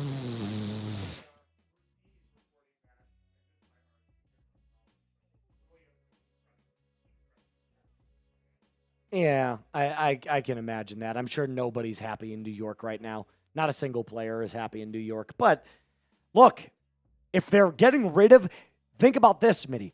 If they're getting rid of everybody, and they were like, hey, we're going to keep Brees, we're going to keep the run game intact because we have Braylon Allen there. When he's healthy, this is a nice 1-2 punch. If you got rid of Garrett Wilson, is there a possibility that the Jets have 4 first-round picks in the 2026 draft? 100%. That would be 100%. When's the last time you've seen a team have that many first-round picks in one draft? The funny thing is the Jets, I believe, had 3 a couple of years ago. Garrett Wilson, Sauce, and Jermaine Johnson, I believe, were all in the same first round. Yeah. So they've done this before, and they just traded one of them away. Yikes. Yikes. I mean, look, that's not to say that those 3 picks weren't all hits, though. No, of course not. They're all great players. Everything else the Jets have done has not been a hit. That draft, though, hey, you always have that draft. I think they got Brees Hall in that draft, too, potentially. Yeah, of course. Of course. It's a lot of crazy stuff going on today. Not a minute 48. That's crazy. An hour and 48 minutes left of the 2025 NFL trade line. Falcons fans, Broncos fans, Bills fans, how are we feeling right now? None of our teams have made any moves. The vibes have got to be antsy right now. That's how I'm feeling. I'm feeling Smitty, antsy. he's feeling it too. Let's get the vibes from those 3 channels right now. If you are a fan of a team that has not made a move, also get those vibe checks going in the chat down below. I gotta feel it out while we read some super chats because right now it's just nuts. Caleb, thank you so much for your $10 super chat. Go Broncos, my friend. American Hooligan. Somebody get me that 21 jersey. I don't think the Broncos are going to get a trade, though, today. I really hope you're wrong, man. I hope you're wrong. I hope they trade for somebody. Big Daddy Kev, as a Tampa Bay fan, I'd love to move for another wide receiver just because being healthy is our biggest problem. Look, Smitty, I'm going to be completely honest. I don't think the Tampa Bay Buccaneers need another weapon. I just think Gotta get healthy. Yeah, just got to get healthy. They're fine when they're healthy. They've got tons of talent all over on both sides of the football. The only thing is Mike Evans just probably not going to be back for the rest of the year. Yeah, that is very, very true. James Lennon's coming in on Broncos country. I really think George Payton should go all in for Waddle. I'm with you, my friend. I want it to happen. A true number 2 at wide receiver will put this team in a great position for the Super Bowl. Super Bowl favorites if you are keeping track with the Broncos breakdown videos. Alexander, let's effing go, baby. Go Broncos. Jason Manhart, let's go Broncos country. Make a move. Jaylen Waddle, I'm with you, my friend. Thanks for the $20 super chat. I'll hit a bean boozled here in just a little bit. Back to Big Daddy Kev one more time. In your opinion, would you think the Packers would go for Njoku? Probably not. But with the Tucker Kraft injury, that torn ACL, done for the year, anything can happen. Anything's possible. A BLD. What is your guess if a trade was made to add a player to the Broncos? Wide receiver, guard, linebacker, tight end. It's either a wide receiver or a tight end. It's one of those two. Guard, probably not. But hey, anything can happen. All things football, fired up in a Starbucks, waiting for that big trade. Give me and Joku or Waddle, obviously a Broncos guy here. Yeah, either one would feed families. Another weapon for Bo Nix, certainly. I'm all over it. The what? Oh, the mains. Couple coming in from the main chat sports channel here. Noah, what's going on, bro? He said, hey, could you recap today's trades, please? We'll do that in just a minute after we get through all these super chats. Noah, thank you so much for the contribution. Jordan with a 5. What's going on, my man? Should the Chargers trade for anyone? Ah, man. Los Angeles Chargers. They're in a rough spot. They're injured all over the place. Joe Alt just carted off. Rashawn Slater out for the year. Things looking pretty doomful over there. The Chargers should probably go make a move if they want to contend. We're coming in from Sonny. What's going on, Sonny? Bills get a wide receiver. Crossing fingers there. Couple receivers already went off the board. Couple receivers they were targeting. Rashid Shaheed, Jakobi Meyers. Some big names are out there, but who knows if they'll go big game hunting here. We got Noah coming back in with another. He said Bears should trade for defensive players. Trade Komet for defensive players. I got to start in there real quick. I know it's a $2 super chat, but a Cole Kmet trade to the Denver Broncos would also hit like crack. He's a great player. Not the greatest blocker, but definitely another kind of like bigger version of Evan Ingram that you could definitely use on the Denver Broncos. Absolutely. The touchdown report coming in with a 5. Jets fire sale. 49ers get Williams or Johnson. Well, this came in before. Definitely not Williams. Definitely not Quinnen Williams. He's a Dallas Cowboy, as you see up there now. Jermaine Johnson, we'll see if he ends up getting dealt. I mean, you can't deal away every good football player you have, right? I mean, yeah. It seems like they're dealing away their best ones, but not every good football player is going to leave the Jets today. I would say maybe expect a Breece Hall trade over the next few minutes. I would really, really hope that we see something happen like that because obviously when those trades come in, we talk about them. Corey coming in from Falcons. Are the Panthers this good or is everybody they play this bad? I think it's a little bit of both. I think obviously, they're playing some teams that they should beat, but we have to give the Panthers some credit. They've really found their identity. They want to run the football down your throat. Kind of a ferocious defense, too. They are, yes. Yeah. Yes, they're a lot better than a lot of people gave them credit for. Quentin coming in. He's from Germany. Zane Gonzalez is the new kicker for the Falcons. Apparently, Romo was waived. Yep, Parker Romo waived by the Atlanta Falcons, a brand new kicker. Obviously, Romo missed the extra point against the New England Patriots. That would have tied the game, sent it to overtime, or at least could have sent it to overtime. Falcons fans, 3 things I've been saying to you guys over and over again. Kicker, head coach, offensive coordinator. When those 3 things get changed, this team will be legit. No doubt about it. No doubt about it. Let's go. Respectfully disagree. I thought that I couldn't see that for a second. Matt Ryan, Falcons interim OC. Zach, just go away. I don't know if Matt Ryan would be the ideal spot for an offensive coordinator. However, could we see Ryan Grubb return to the NFL? He was Michael Penix Jr.'s offensive coordinator at the University of Washington when he went up against J.J. McCarthy. Shout out to producer Jack Lottaray in the 1s and 2s in the national championship game. Dictator Jace. Tyler Algier to the Patriots. What would we get? 5th, 6th? Something around there.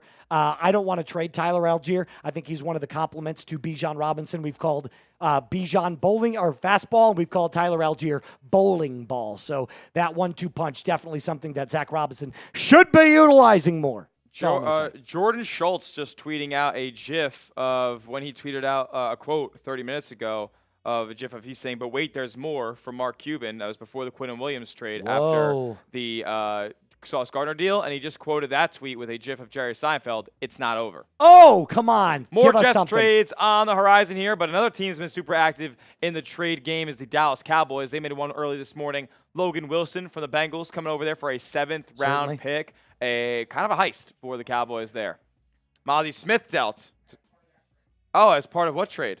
Quinnen Williams. So the Jets getting Mozzie Smith back in exchange for Quinnen Williams. Obviously, get a 1st-round pick as well. Oh, man. And a future 2nd. Wow. All coming through. So a 1st, a 2nd, and Mozzie Smith. Wow. Jets are loading up in draft picks. They are loading it up, man. That team in a couple of years, if they hit on their draft picks, they are going to be a hell of a franchise. But then again, it's the Jets. Yeah. So Jets gonna jet. Jets gonna jet. That's exactly what they say. So the full details here: Quinnen Williams going to Dallas for Mozzie Smith, their former first-round pick, who hasn't yet put it together, and a first-round pick and a 2026 second-round selection. So who knows? This actually might not be a third first-round pick in 2026 going for the Jets. Is there a possibility in a world where the Dallas Cowboys are actually respectable on defense, or do you still think that there's such a lack of talent in that secondary that they're still going to get blown up? The secondary is so horrific at this point. There's Sweet. Full trade per Schefter.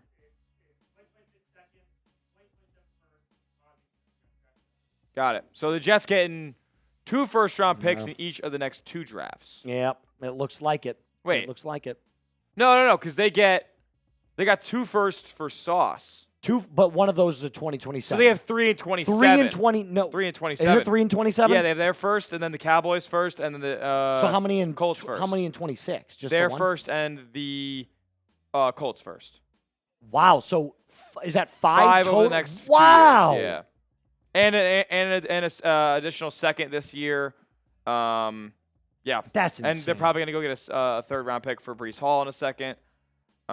Maybe, I don't know. Is he a third-round pick worthy? Who? Third-round pick, Breece Hall? Yes, of course. Yeah. Yeah, Okay. definitely. I think the question is who is going to pay for that, though.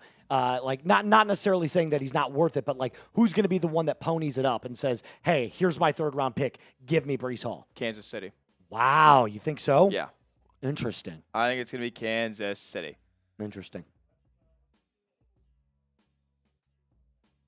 Let's go.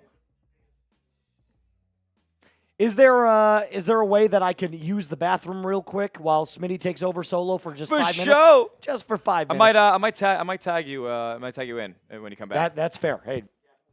Shout out to everybody who's joining us right now on the Bills Breakdown, the Broncos Breakdown, Falcons today, and our main chat sports channel. Quinnen Williams just got dealt to the Dallas Cowboys. Jets are doing a fire sale, and there's probably more trades on the horizon as well. Who won this one, though? Cowboys or Jets, C or J? You let me know in your respective live chat right now. We're getting down to the wire, to quote my good friend John Mayer. Hour and 38 away. Cruising.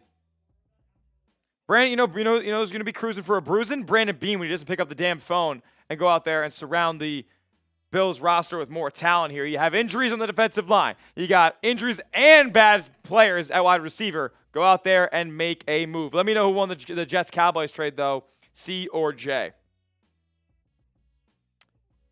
Seen a lot of C's come in now after some early J's. Now it's a J marathon.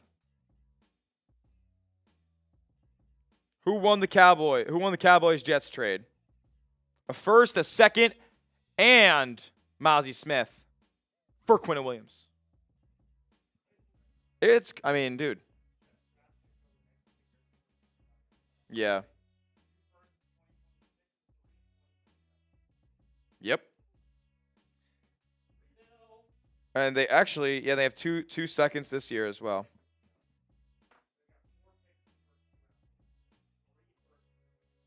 That's a full-on rebuild.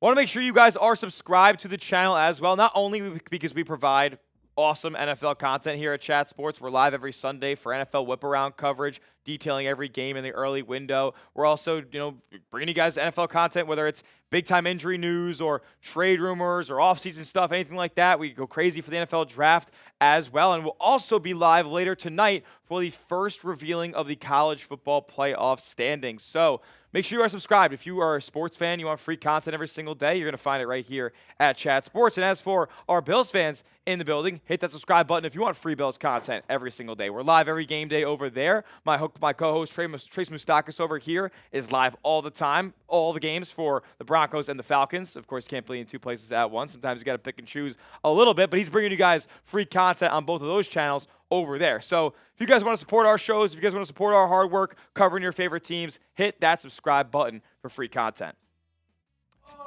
Smitty. How you doing, brother? I'm good. I'm a little frustrated that we have to wait for our teams to do something. However, we are live on our NFL channel, so crazy day so far with some big name trades that have already happened. Of course, we know this. The most recent one, Quinnen Williams being dealt to the Dallas Cowboys from the New York Jets. Fire sale from the Jets right now. We kind of figured that would be the case, but still kind of a quiet day for the Bills, the Broncos, and the Falcons. Yes. But the Jets, they're going through a fire sale right now. They just dealt Quinnen Williams. They already have dealt Sauce Gardner as well. Looks to be more moves on the horizon here. Breece Hall's been a name who's been circling in trade rumors here. You've had Jermaine Johnson on the edge, who's been a name who's been hot as a trade candidate as well. Could Garrett Wilson even be dealt here if the Jets are really just trying to stockpile these day one draft selections? I am not ready to say that Garrett Wilson will get moved. However, like I have said multiple times on this stream before, didn't think Sauce was going to get moved, so at this point, nothing surprises me. Nothing surprises me. And that's what one of my favorite Bills reporters here said, Sakapacho. He said, normally, I think there's no way a team like the Jets would trade a wide receiver like Garrett Wilson, a player that skill level, to a divisional opponent. But just given what they're doing right now, like just selling the farm and just seeing whoever's going to take their players for a treasure trove of draft picks, then you have to at least consider making a move like that. I mean, would you give a first and more for Garrett Wilson as well? Yes, without a doubt. A first and a third? If I'm a serious contending team that needs another weapon, I'm not just going to say the Broncos, but any team, the Bills, the Patriots, any of these teams that currently find themselves at the very top of their conference, and there's an ability to now we can see, hey, we can go out and get a player like that, offer a first, because Garrett Wilson is a game breaker type wide receiver. Absolutely. Top 10 in the NFL, no question about it. One of the best route runners, one of the best separators, one of the best spectacular catchers, like a human highlight reel. And one of my favorite catches that I've ever seen live is that Garrett Wilson Jordan catch on primetime against the Texans. What a grab that was. That was sick. I think it was on Derek Stingley's head, too. That was insane. He's a highlight player, and it would be awesome on any of the teams that we cover or anywhere else not named the Jets. Yeah, no, I completely agree with you. And obviously, the Jets right now clearly don't do anything right except stockpile draft picks. So why not do the thing that you're good at right now? Yeah. Get rid of Garrett Wilson, send him to a true contender where he can flourish in another offense. They've already given away their two best defensive players. At this point, interesting stuff here for you. Ready for this? Oh. Ricky Scoops. Ricky Scoops. Dropping it right now, 28 seconds ago. Sounds like the Jets have another big trade coming. Crazy day. Stay tuned. Whoa. Wow. Could it be Garrett frickin' Wilson? This would go bonkers, friends. Bonkers. Oh, my God. Ricky Scoops. Wow. And Ricky, like I said, not perfect hit rate, but somewhere in that, what are we thinking? Like 70 to 80%? This could be crazy. And with Schultz tweeting out that GIF, if it's not over either, you have to think that there's something brewing.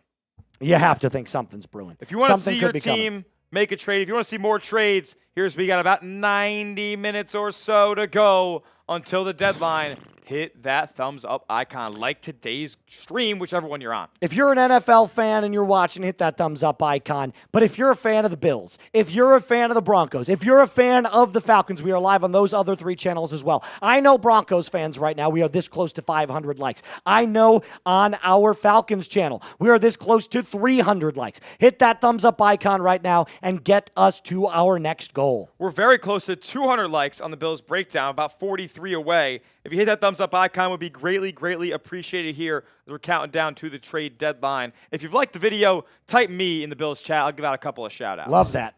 Do that in our main chat, too. We've got 2,300 people watching on main, Whoa, which is awesome. Big time. Only 460 likes. Oh, not good enough. So Again, guys, we gotta get that ratio up. I hate walking into the party and there being a bad ratio. So help us out, make it better, and hit that thumbs up icon to support the stream. And when you do like the video, it sends a signal out from YouTube that this stream is going to be pushed to more people's recommended pages. So more people are going to see our free NFL trade deadline coverage, and they can come in and join the stream as well. Speaking of recommended pages, if you want to go follow my boy Smitty over there on X or on Instagram, make sure you go give him a follow. He's putting out the very best Bills content all the time, as well as some NBA channels that he does as well. He is one of our best NBA hosts that we have here at Chat Sports. Big and dog. if you want to follow me over on X, I'm putting out content all the time just for you. It is Moose_NFL.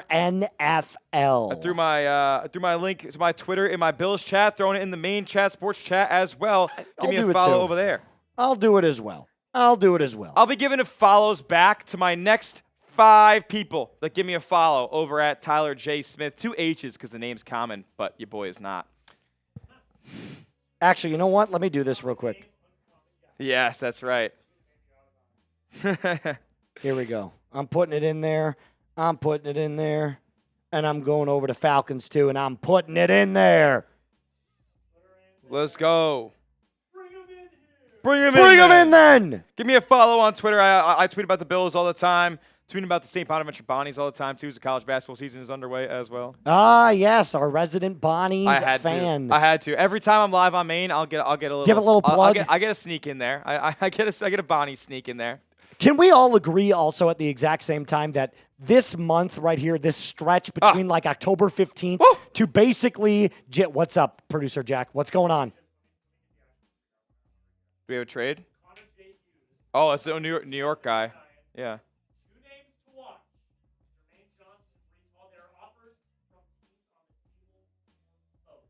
Okay. Interesting. So no Garrett Wilson just yet. Not quite. Cool, yep, no problem. Yes, sir. Yeah, we should talk about Rashid Shaheed. Again, a player that I think both of our channels have been kind of clamoring for. And then, of course, that rat bastard over there, Will Ortner, getting Rashid Shaheed and getting to talk about him on his brand new team. So, look, a true stretcher of the field, a player that needs no introduction when it comes to getting into the end zone. Big play type ability. Rashid Shaheed is a speed demon. He's going to make an excellent addition for Sam Darnold up there in the Pacific Northwest. Just makes their offense look a whole heck of a lot different, and he's reuniting with his former offensive coordinator, who I believe he had the most success in his career under in Clint Kubiak. And now that helps not only Rashid Shaheed's situation, he's been playing with subpar quarterback play in New Orleans for a long time now, but it also helps the play of his new Seahawk teammates, JSN, who's having one of the best receiver seasons in the league this year. And he's a big-time underneath receiver, a big-time catch-and-run guy, a big-time intermediate route player. So when Rashid Shaheed is just taking the defense back toward the end zone, so much more is open underneath for a talented player like JSN. The Seahawks has got to go a whole lot more dangerous. Yeah, absolutely. Could not agree more. Now, we were hearing that the asking price was right around a third-round pick, so to get a fourth and a fifth kind of supplants that third that they were asking for. I think this is a great deal for both the Saints and the Seahawks. Rashid Shaheed dealt out, and he is now a member of the NFC West. Like we said, the Jets news is coming in by the minute. Oh, my God. Another... Oh, Brees. Come on, brother. All right. Come on, brother. Connor J. Hughes, like you said there's 2 names to watch, Jermaine Johnson and Brees Hall. There's offers on the table for both from multiple teams. It's a matter of if the Jets accept any of them. I don't know what either of those guys can net at you another first-round pick, but No. There are absolutely some impact players who could probably give you some day 2 selections. The Jets, they really believe that they're I think we can all agree they're punting on the year, which was already lost to begin with, but now they might not even be a 2-win team. They're just getting rid of everybody. And that defense was suspect at best, and they're just getting rid of absolutely everyone, but gearing up for the next couple of years. Woody Johnson saying, hey, the next few years, watch out for the New York Football Jets. Absolutely. I got a guy named Dan Mitchell, who's a content creator, actually the founder of Roundtable Sports. And he makes a lot of Bills content as well. And he said, I'm hearing Brandon Beane is/was after Garrett Wilson. That was an hour ago. Oh, my God. Said Deebo is the backup plan. Deebo? Really? Really? If we need a separator at the wide receiver position, we're going after Deebo. Well, can we – what about Zach Ertz? Is he a movable piece here? Is Terry McLaurin a movable piece? I know, yeah, with the situation that the Commanders face now at this point, like, is Terry McLaurin available all of a sudden? Well, I mean, I think we can all agree that the offense right now is in disarray, and all Commanders fans are probably thinking to themselves, is it time to get rid of Cliff Kingsbury? Is it time to, really start selling off some pieces and build around Jaden Daniels for good? I know they tried to do that with Deebo Samuel, but is Deebo Samuel a great fit right now in Washington? I think time will tell. I know. Oh, look at this. This has to be true, right? NFL evals on Twitter, unverified account with 1,800 followers saying Jaguars actively shopping Thomas Jr. Ooh, we have to. Whoa! Hold on now. Come on now. Let's go. NFL evals. They've had all the scoops, Come on. right? Yeah. Hey, guys, just remember, if it's on the internet, believe it. It's got to be true. Believe it. It's got to be true. It's got to be true. We got a super chat coming in from the Bills as well. My guy Scott came in with one. And another. Alrighty. Shout-outs to producer Jack here, keeping us in line and getting going here on the straight and narrow. If you guys want us to talk about your team, you can send in a super chat. Send in a $5. We'll talk about whatever you want. Ask a question. Ask about a player. We can break it all down for you. Every $10 super chat that gets sent in across all channels, by the way, this applies everywhere. We're doing a jersey raffle at the end of today's program. When the deadline's wrapped up and all the deals are in, we're going to do a little bit of a duck race, spin a wheel perhaps, and whoever sent in a $10 super chat has a chance to win an NFL jersey of your choice. So stick around if you have sent one in. And then Moose got some Bean Boozled over here. Every time you get to send in a 20, we'll rip one of those. Speaking of which, I do owe one. I am going back to, I'm a man of my word, Smitty. Oh. What's up? Jeez Louise. All right. Here's the Bean Boozled. This is either going to be, oh, Lord have mercy, wet dog or top banana. Ugh. For the people in the chat, because I said that. It's banana. I said that muted. According to Tom Pelissero, Breece Hall not expected to be traded as of now. So that maybe that's Jermaine Johnson that they're talking about. We'll see. Breece Hall tweeted out ... 4 minutes ago. Oh, I guess I don't see that on my computer. Maybe it's a new one. But yeah. Pardon me. I was going to say. Trying to get this. Struggling? Yeah. Yeah, they do. All right. Tee it up. I think that's the right one. It's a name that you love. He got a D. B4L Jack Bang! What up, Jack? What up, Jack? Is it crazy to say Garrett Wilson, besides his injury, to the Broncos? Nothing is crazy at this point. What would we give? You'd got to give up a first-round pick and maybe like a fourth or a fifth. I'd give a first and a fourth that you got from the Saints and send him to Mile High. Does he go wide receiver 1? Of course he does. Courtland Sutton would be one of the best wide receiver 2s, probably the best wide receiver 2 in the league. If we don't make a trade today, where do we end up? Well, you're still one of the best teams in the NFL. Record-wise, that's non-debatable. You are at the very top of the AFC with the Colts, who made a move, and the Patriots, who have made moves. So that's all I'm going to say. Robert, Broncos diehard here. Jets should just trade for draft picks and play with the practice squad for the rest of the year. Load up on the trainable rookies. It would be an interesting move. I don't think it would ever happen because Jets fans would be furious that you would actively know that you were tanking.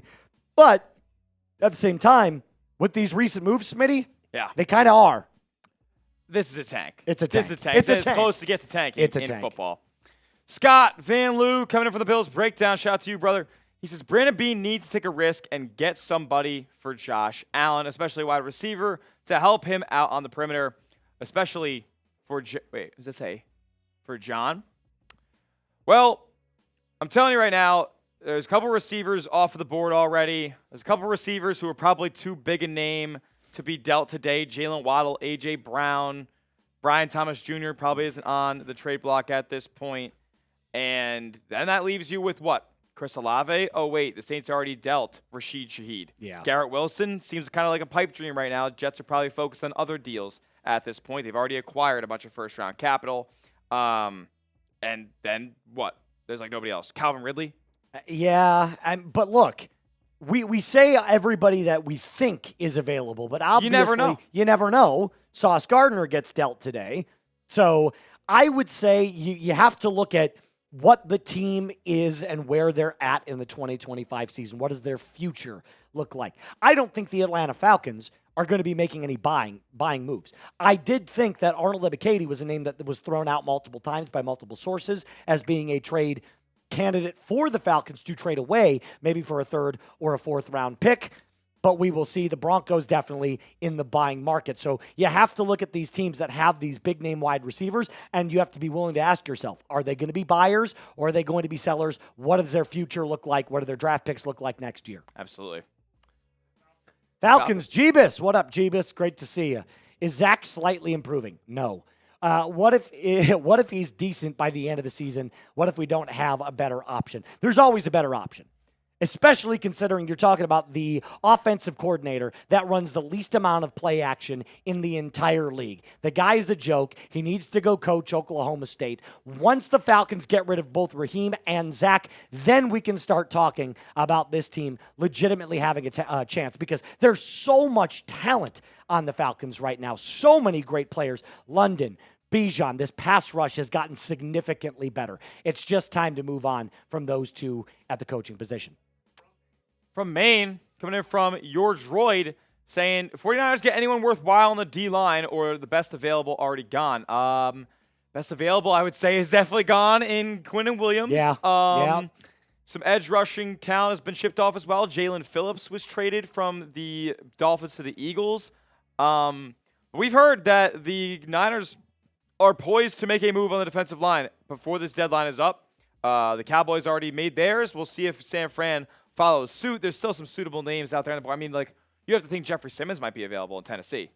Well, I mean, according to reports, the only two players that were not available for the Titans to deal out were Cam Ward and Jeffrey Simmons. However, again, anything is possible. If there's an offer that cannot be refused, if the Titans believe we're just going to ship everybody out except Cam Ward, then maybe. Might as well. Might be worth it. They're in free fall as well. The touchdown report coming in. Well, how many top O-line players get traded today? You don't see a ton of O-line trades going down at the deadline, unless it's for maybe a swing tackle or something like that. Nothing really happening just yet today. We'll see if any names go into any deals here, but there haven't been a ton of trade candidates, in my opinion. I'm right there with you. I don't think any offensive linemen get moved today. We got this one coming in from, bless you. How did Howie do this week/weekend for the Eagles? Super active again. Continues to swindle. Continues to go out there and make deals, acquire players and talent and contracts. So I don't know how they afford. Jaylen Phillips. You've got now Jair Alexander. Who, honestly, he sucks. Jair Alexander is washed. Capital W. He was bad in Baltimore. I watched him firsthand multiple times this season. Can't cover anymore. So, the Eagles can have Jair Alexander. It was a 6-for-7 swap. Clearly, they know there's not a lot of value there either. 6-7. And they also got Jaylen Phillips, who another player who's very effective when healthy. Yes, and that is a big W when healthy. Well, and also recently, Jaylen Phillips, there was a stat going around that in the last couple of weeks, he was like 8th in pressure rate. Yeah. So he is clearly coming down to his own and probably showing out for his new team, knowing the Miami Dolphins were going to trade away some pieces. Oh, he's going to be the best pass rusher on the Eagles now. Oh, without a doubt. Just classic, right? Is this what's going to happen? Jude, what's going on? No, I'm not even going to repeat that. Thank you for the super chat. I don't like Philadelphia, but power to you for liking that. Hey, Eagles Now has a live stream. Eagles Now, they are live over there. We appreciate your contributions. Chase Senior would appreciate that one. You can go see the Eagles glaze over there. Kobe Assassin. What up, Kobe? What do you think the Vikings will do today? Nothing. Kwesi Adofo-Mensah is not a stranger to making deals on deadline day, but they have been inactive so far here. They have one of the best rosters in the league. Elite offensive line, elite defensive front, solid secondary. They make plays back there. They have young quarterback. They have weapons. Like, what do they really need? If you are a Vikings fan, I hate to say it, but unfortunately, this is probably just a wait-and-see season. You got to figure out if J.J. McCarthy is the guy. Yeah. That's the ultimate. Before you start shipping off draft capital and really not going willy-nilly.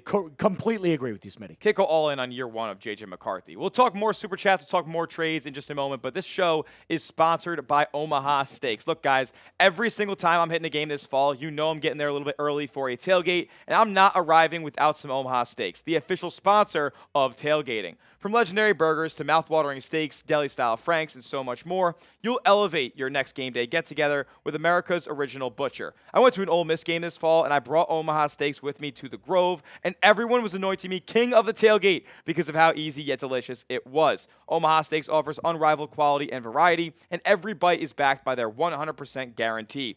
Every steak is perfectly aged to maximize tenderness and hand-cut by master butchers in America's heartland. Grass-fed, grain-finished beef has more marbling for exceptional flavor and is the choice of steakhouses and professional chefs around the world. Make game day delicious with the official sponsor of tailgating. Visit omahasteaks.com and get $35 off with promo code NFL Daily at checkout. That's omahasteaks.com and promo code NFL Daily at checkout. Terms apply. See the site for details. And you know what? Get yourself a little birthday package every year as well, like my guy Trace Moustakis does. Get some Omaha Steaks every time he passes around the sun. There's nothing wrong with a little juicy steak on your birthday. I mean, let's be completely honest, Minnie. If somebody said to you right now, birthday dinner of your choice, go. It's definitely steak. 100% it's steak. It's steak. So why not get it from our friends over at Omaha Steaks? Meat of the gods. Meat of the gods. All our links for that is in the chats of all of our live streams right now. As we recap a couple more trades here, Jack, would you mind throwing Moose full screen as I could go take Yeah, no, please do. And you know what, Smitty, I'm going to have one big favor of you. Ooh, what do you got? I did say the next 50 that came in, I'd rip a beer bong. I could grab one for me on that the way back. That would be wonderful, Lovely. my friend. Thank you so much. All right, let's talk about the most recent deals. If you're watching on the Broncos Breakdown, the Bills Breakdown, Falcons Today, or live on our main channel. The Cowboys believing that they were just one defensive lineman away. So they went out and they got Quinnen Williams for Mozzie Smith, a 2026 second and a 2027 first-round pick. If you're a Cowboys fan, you got to be at least a little bit frustrated, right? Because theoretically, you're thinking to yourself, hell, maybe we could have had Quinnen Williams and Micah Parsons on the exact same team. Obviously, that's not the case. He's making a name for himself over there in Green Bay, revitalizing that pass rush. But we clearly have seen a multitude of deals go down. This is the most recent one. Keep your eyes on the New York Jets, folks. They're still rocking and rolling with a bunch of different trade deadline rumors. Diana Rossini coming out saying the Jets asking price for Breece Hall as a third-round pick. Per sources, kind of what we figured here at Chat Sports as well. Teams have yet to meet New York's asking price over just an hour to go over the deadline. If you're a Broncos fan, if you're a Falcons fan, you're getting a little bit of antsy. Falcons probably sellers. Broncos definitely buyers. Nothing happens so far. It is just... it's the landscape of the NFL, isn't it? Teams seem to get active when they believe that they could use another, trade to boost the team or to prepare for the next year. If you're a Falcons fan, it's got to be frustrating because the Falcons, we know, only have 5 draft picks in the 2026 draft. Terry Fontenot, get on the phone, make a call, get some more draft capital. And if you're George Payton as a Broncos fan, get Jaylen Waddle. Can we just all agree right now, Jaylen Waddle is the guy. We need it. We need it to hit like crack or get Garrett Wilson. One of those two players. Garrett Wilson, obviously the better player, but Jaylen Waddle, a very, very respectable and probably one of the best wide receiver twos in the NFL. Shout out to you, Smitty, coming in with the Mirbonga. This is for my friends over at the Broncos Breakdown who sent in their 50. And you know what? I'll make another deal. If you're a Broncos or a Falcons fan and you send in a 50, I will rip another beer bong just for you, give you a special shout out, talk a little bit about my teams that I cover. 2 of my favorite teams in the NFL, no doubt. Jack, join me on the mic, my friend, real quick while I load this bad boy up. Let's see what our flavor is. Pineapple. Everybody spam those chugs. We got 4 channels live right now. We are simulcasting on 4 channels.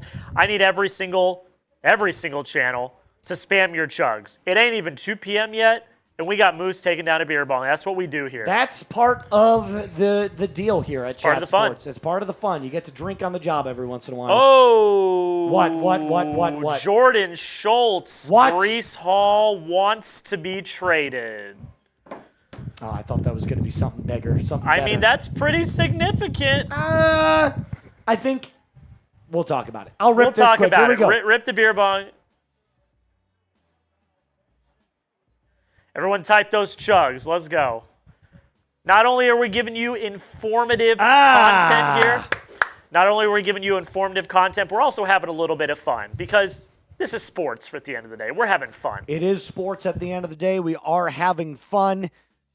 Shout out your favorite NFL team. We'll talk about it here in just a little bit. So Breece Hall officially requesting a trade. Look, I think everybody knows that the Jets stink, and I know that there are players in that locker room that clearly wanted out. Breece Hall now saying, I want to join those players. Quinnen Williams dealt to the Cowboys. I'm sure that Breece Hall wants to be on a true contender, wants to play in the postseason, and the Jets are not even close to being close to the playoffs. So they're loading up on draft picks.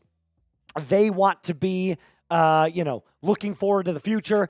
Breece Hall clearly says, I want to be great right now. That's exactly what you're looking at if you're a Jets fan. You could be selling the farm, and it looks like you are so far. So, hey, more power to him. Breece Hall officially requesting a trade.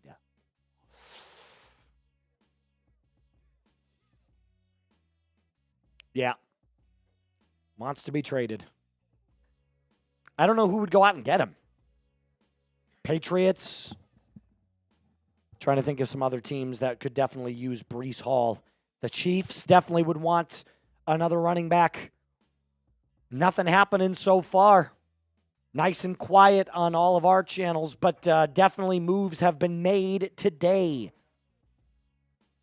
More Jets. What does it say?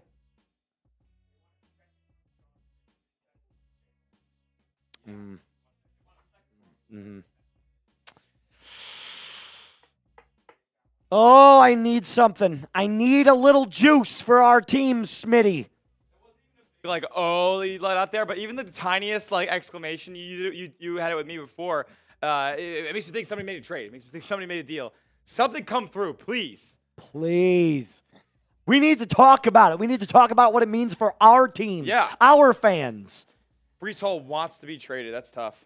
That is tough. Well, now that's going to be looming like a freaking cloud over that team for the remainder of the year. But again, not surprising with the Jets.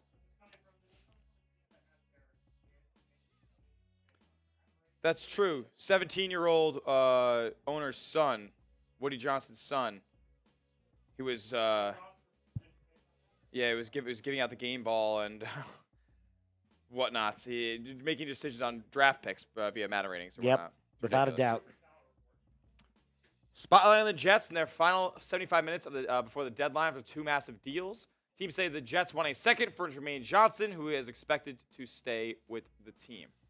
So, who has expected to stay with the team? Okay, so that means the Jets aren't expected to keep him. Johnson is expected to remain a Jet. That doesn't mean they ain't trading him. If they get a second for him, then they're gonna deal him. Now, I wonder, I'm getting antsy, folks. I'm getting antsy. would the Bills trade a second for Jermaine Johnson? I don't know. Logan Wilson this morning, I broke that news to our guy Tom Downey, and Logan Wilson Bright and early. definitely thought he would get more than what the Bengals got for him, a 7th-round pick. I was expecting at least a 5th, but Logan Wilson shipped off to Dallas.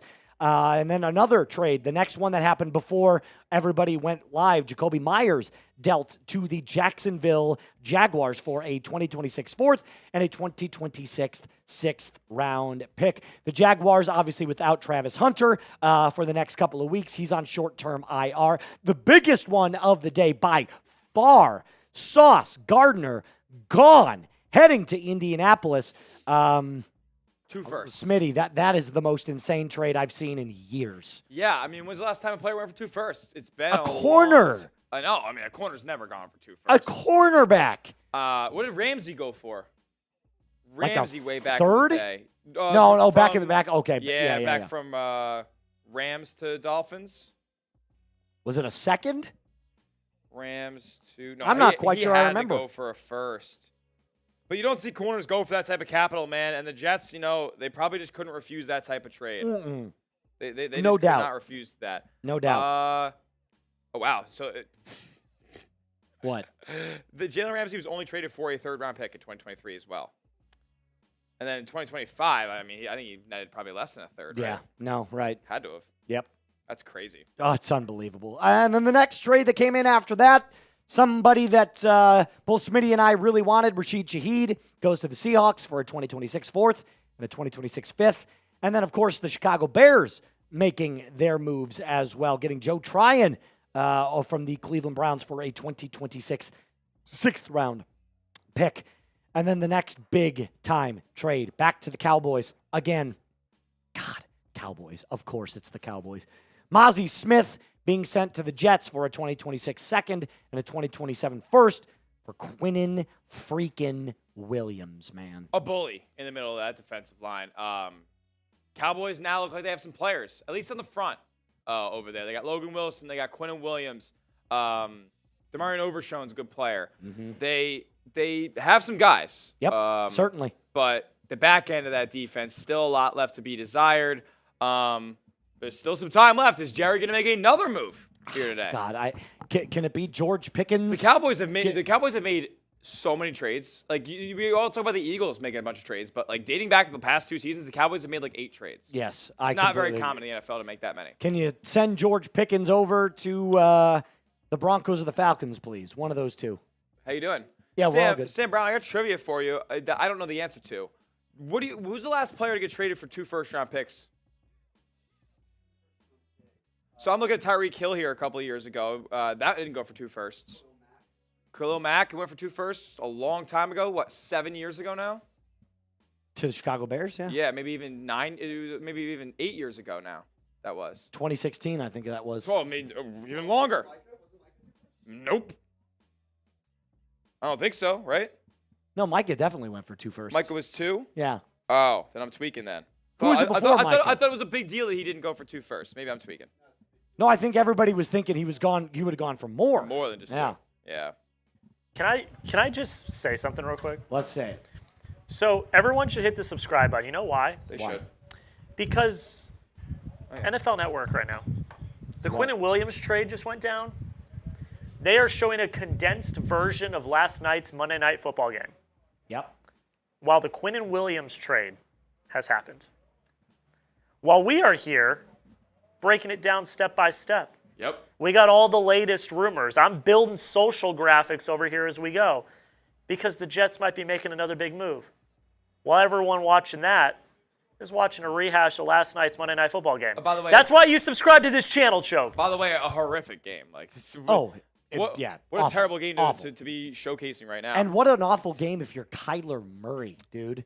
Jakobi Brissett went ballistic I've been yesterday. saying it. I think it's maybe a little tinfoil hatty out of me. But is this a soft benching of Kyler Murray? You want to hear something even crazier? I said earlier today that Kyler Murray was a name to be traded today. I was a dead set on, hey, he is done in Arizona. He's done. He just does not elevate that team. Jakobi Meyers goes for 260 on an efficient night, and he gets the win on the road in Dallas. And that's not to say that Kyler Murray can't play well in Jerry World. We know his history there and his high school days and whatnot, and his collegiate days as well. But, I mean, how when this guy is healthy? They said that he would be available in packages. In packages. Who makes their starting quarterback who makes $50 million available in packages? Go off, King. Go off. This is a soft benching of Kyler Murray. And I said a couple of days ago as Yes. well that the debate was going on. And I already had this thought about the soft benching before I was asked this question, but who has more trade value right here, right now? Kyler Murray Yep. or Brandon Aubrey? And it's probably Murray It's still. probably It's Kyler. probably still Murray, yes, right? Yes. But I understand where you're coming from. If you have to be compared to a kicker, then you probably are like Kyler Murray not in the first right now? No, he doesn't go for a first. Okay, so he's No go for way. a second. Yes, probably. Okay, so he goes for a second. Yes, probably. Brandon Aubrey probably goes for a third. He's so good, dude. If you His can that guarantee leg the is insane. bad guy at the end of the day, if you can guarantee the career of Justin Tucker for your team for the next 10 years, you do it today. Yeah. And you give away whatever it takes. Yeah. Not a first-round pick, probably. Okay, so but like a third-round pick, who cares about a third-round pick? hold on. Do you think I'm crazy for saying this? Because I said this to Jeremy Chuggs, the Texans Today host and live producer of Raiders. I had said, if you're Carolina, do you call up the Arizona Cardinals and say, we'll give you a second-round pick for Kyler Murray? It's an offense already designed for a miniature quarterback. True. And Kyler's better than Bryce Young.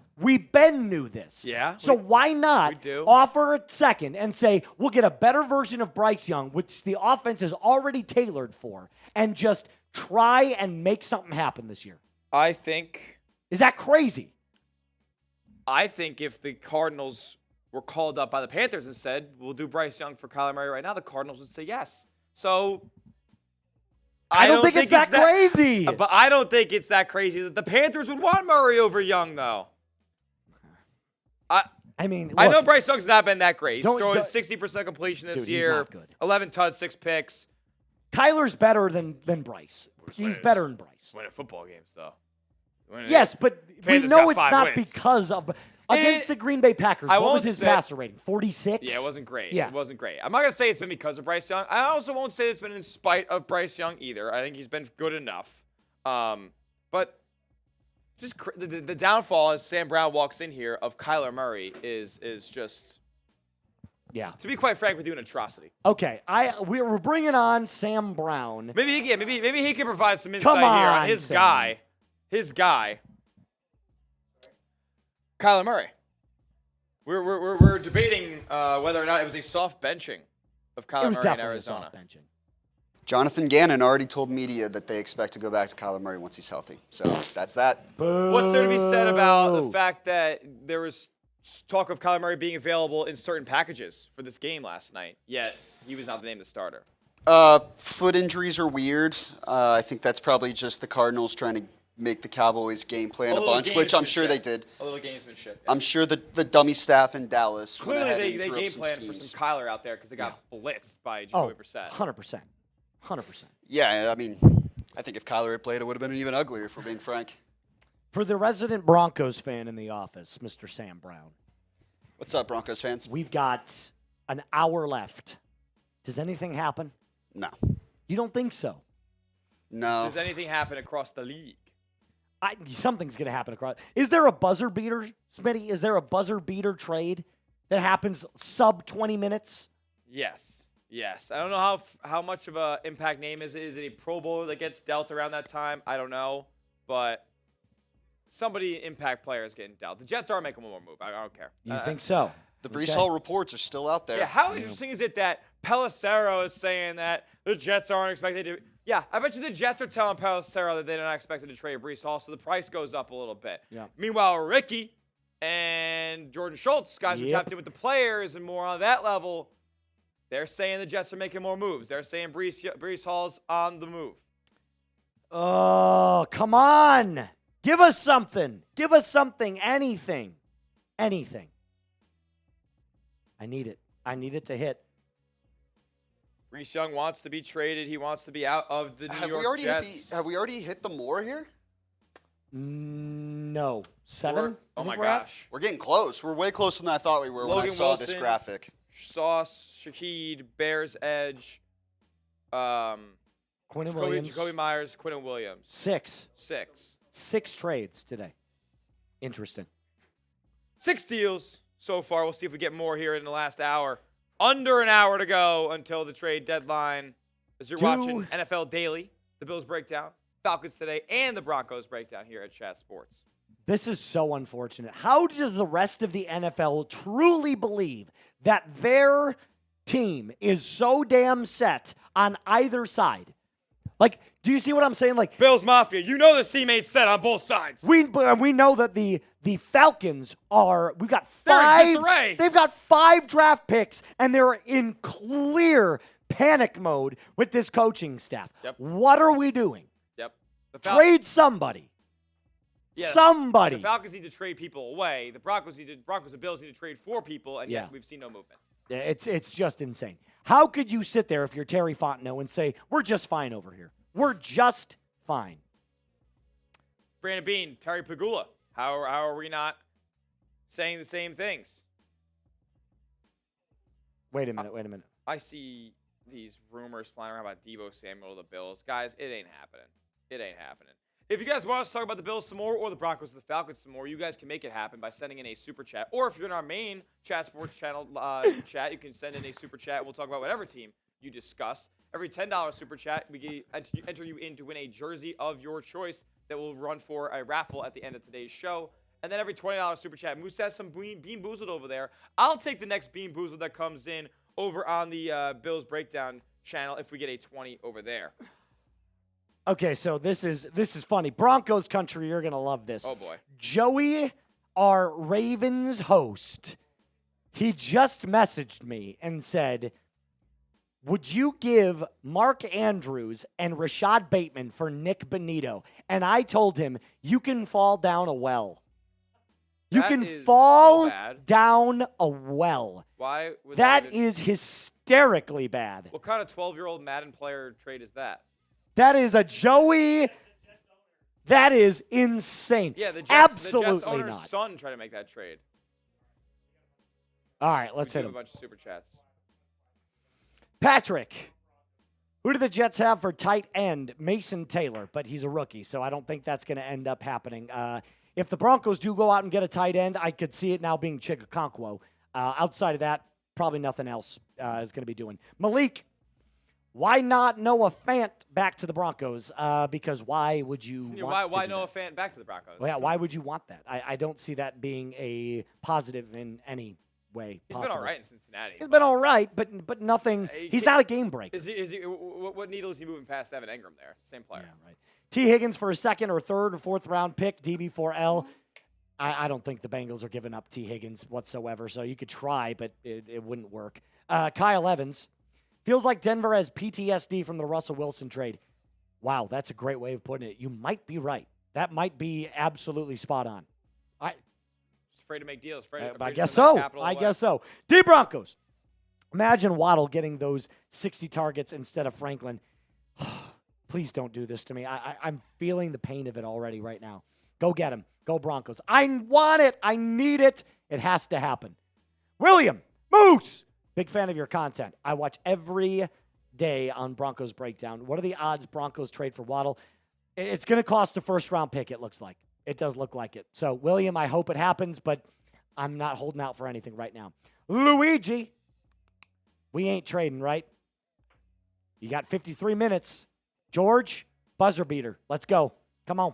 Scott Van Loo coming up for the Bills Breakdown. What's going on, brother?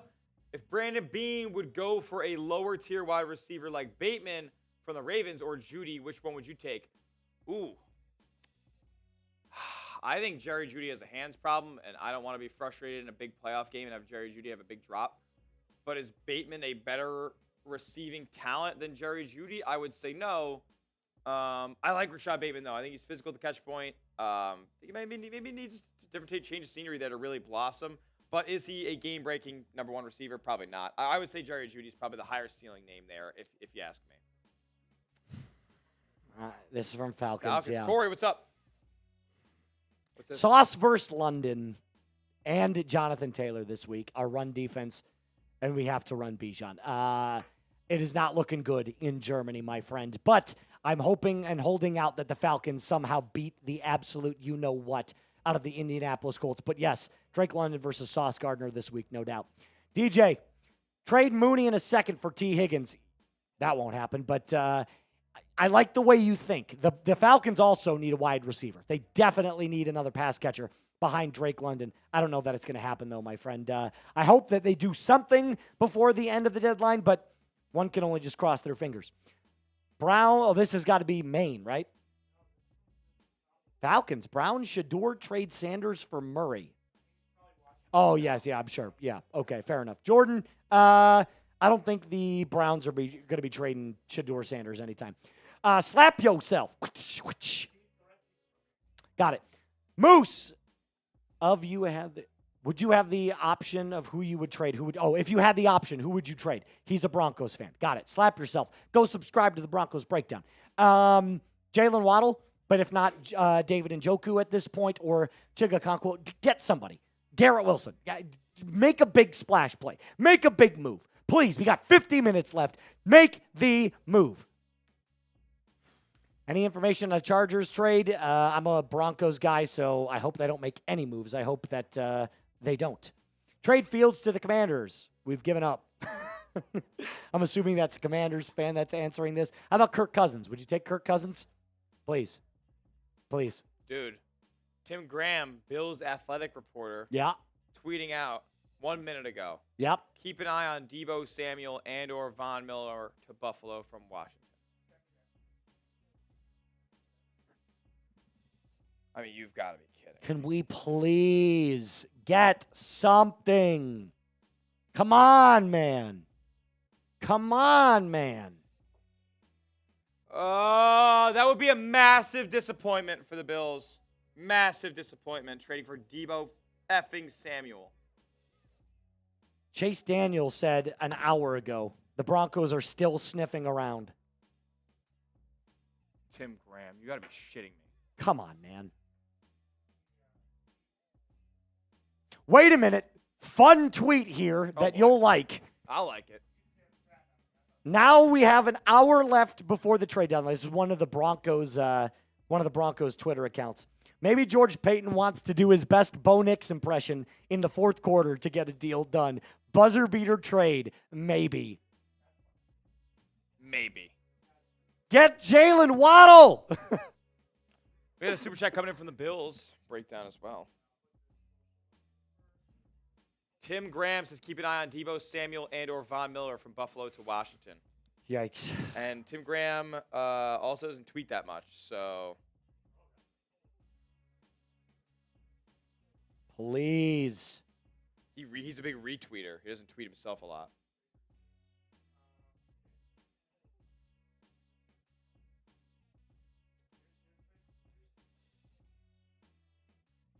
Oh, Vincent, what's going on, brother? He said, I don't want a wide receiver unless it's a true outside number one. Well, unfortunately, I don't believe that a true outside number one is available at this point. Rashid Shaheed got traded from New Orleans. Seems like they're going to keep Chris Olave. Doesn't seem like Garrett Wilson's going to get traded. Doesn't seem like Jaylen Waddle is going to get traded. And if he does, it's not from Miami to Buffalo. So not so sure a true alpha number one receiver is going to be on the market here for Buffalo. And they're turning their attention to Deebo Samuel. And I'll crash out.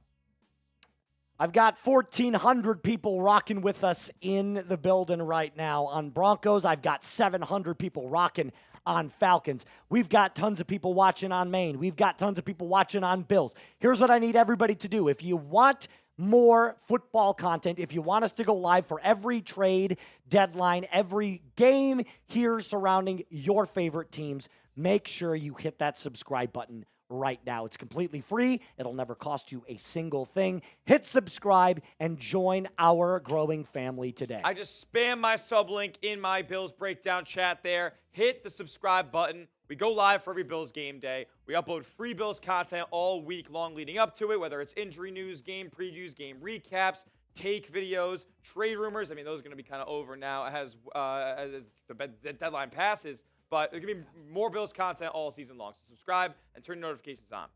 For our oh my God, I keep exploding everybody's eardrums. I apologize. We're also gonna be live tonight for the first college football playoff rankings. So we will be live later tonight. It'll be myself, Harrison Graham, Joey Peterson for the first college football playoff rankings. Also, we do basketball. Yep. We just finished the World Series. We were doing some baseball as well.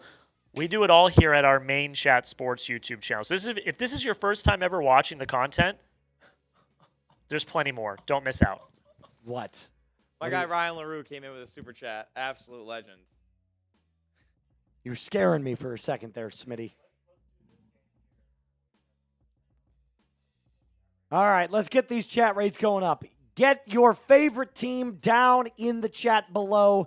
If you're watching on Bills, Broncos, or Falcons, we know which one yours is going to be. But if you're watching on our live main channel, get your favorite team down in the comment section down below. We're going to pick one team, and we're going to talk about them here as we get this chat rate spiked. Bills fans, everybody give me a Go Bills down in the chat. We know who you're rooting on. So does everybody say hello to each other with a good old Go Bills? Go Bills. Josina Anderson knows nothing, but what'd you say? Yo, and the sky's Why blue. would anybody And the sky's care, blue. And I have dude? blonde hair and thick glasses. Yeah, yo, Josina sucks. And I have a hairy back. Like, Yep. let's go. Like, we knew this. We knew this. Oh, That is one of the most ridiculous look at me tweets I've ever seen in my entire life. I cannot. She wanted to be a part of it by getting Evan Neal's name involved. I mean, what a joke. You sound like Wesley Steinberg. That's a Wesley Steinberg tweet. That's a Wesley Steinberg tweet. Brian Thomas Jr., is it possible? No. Come on.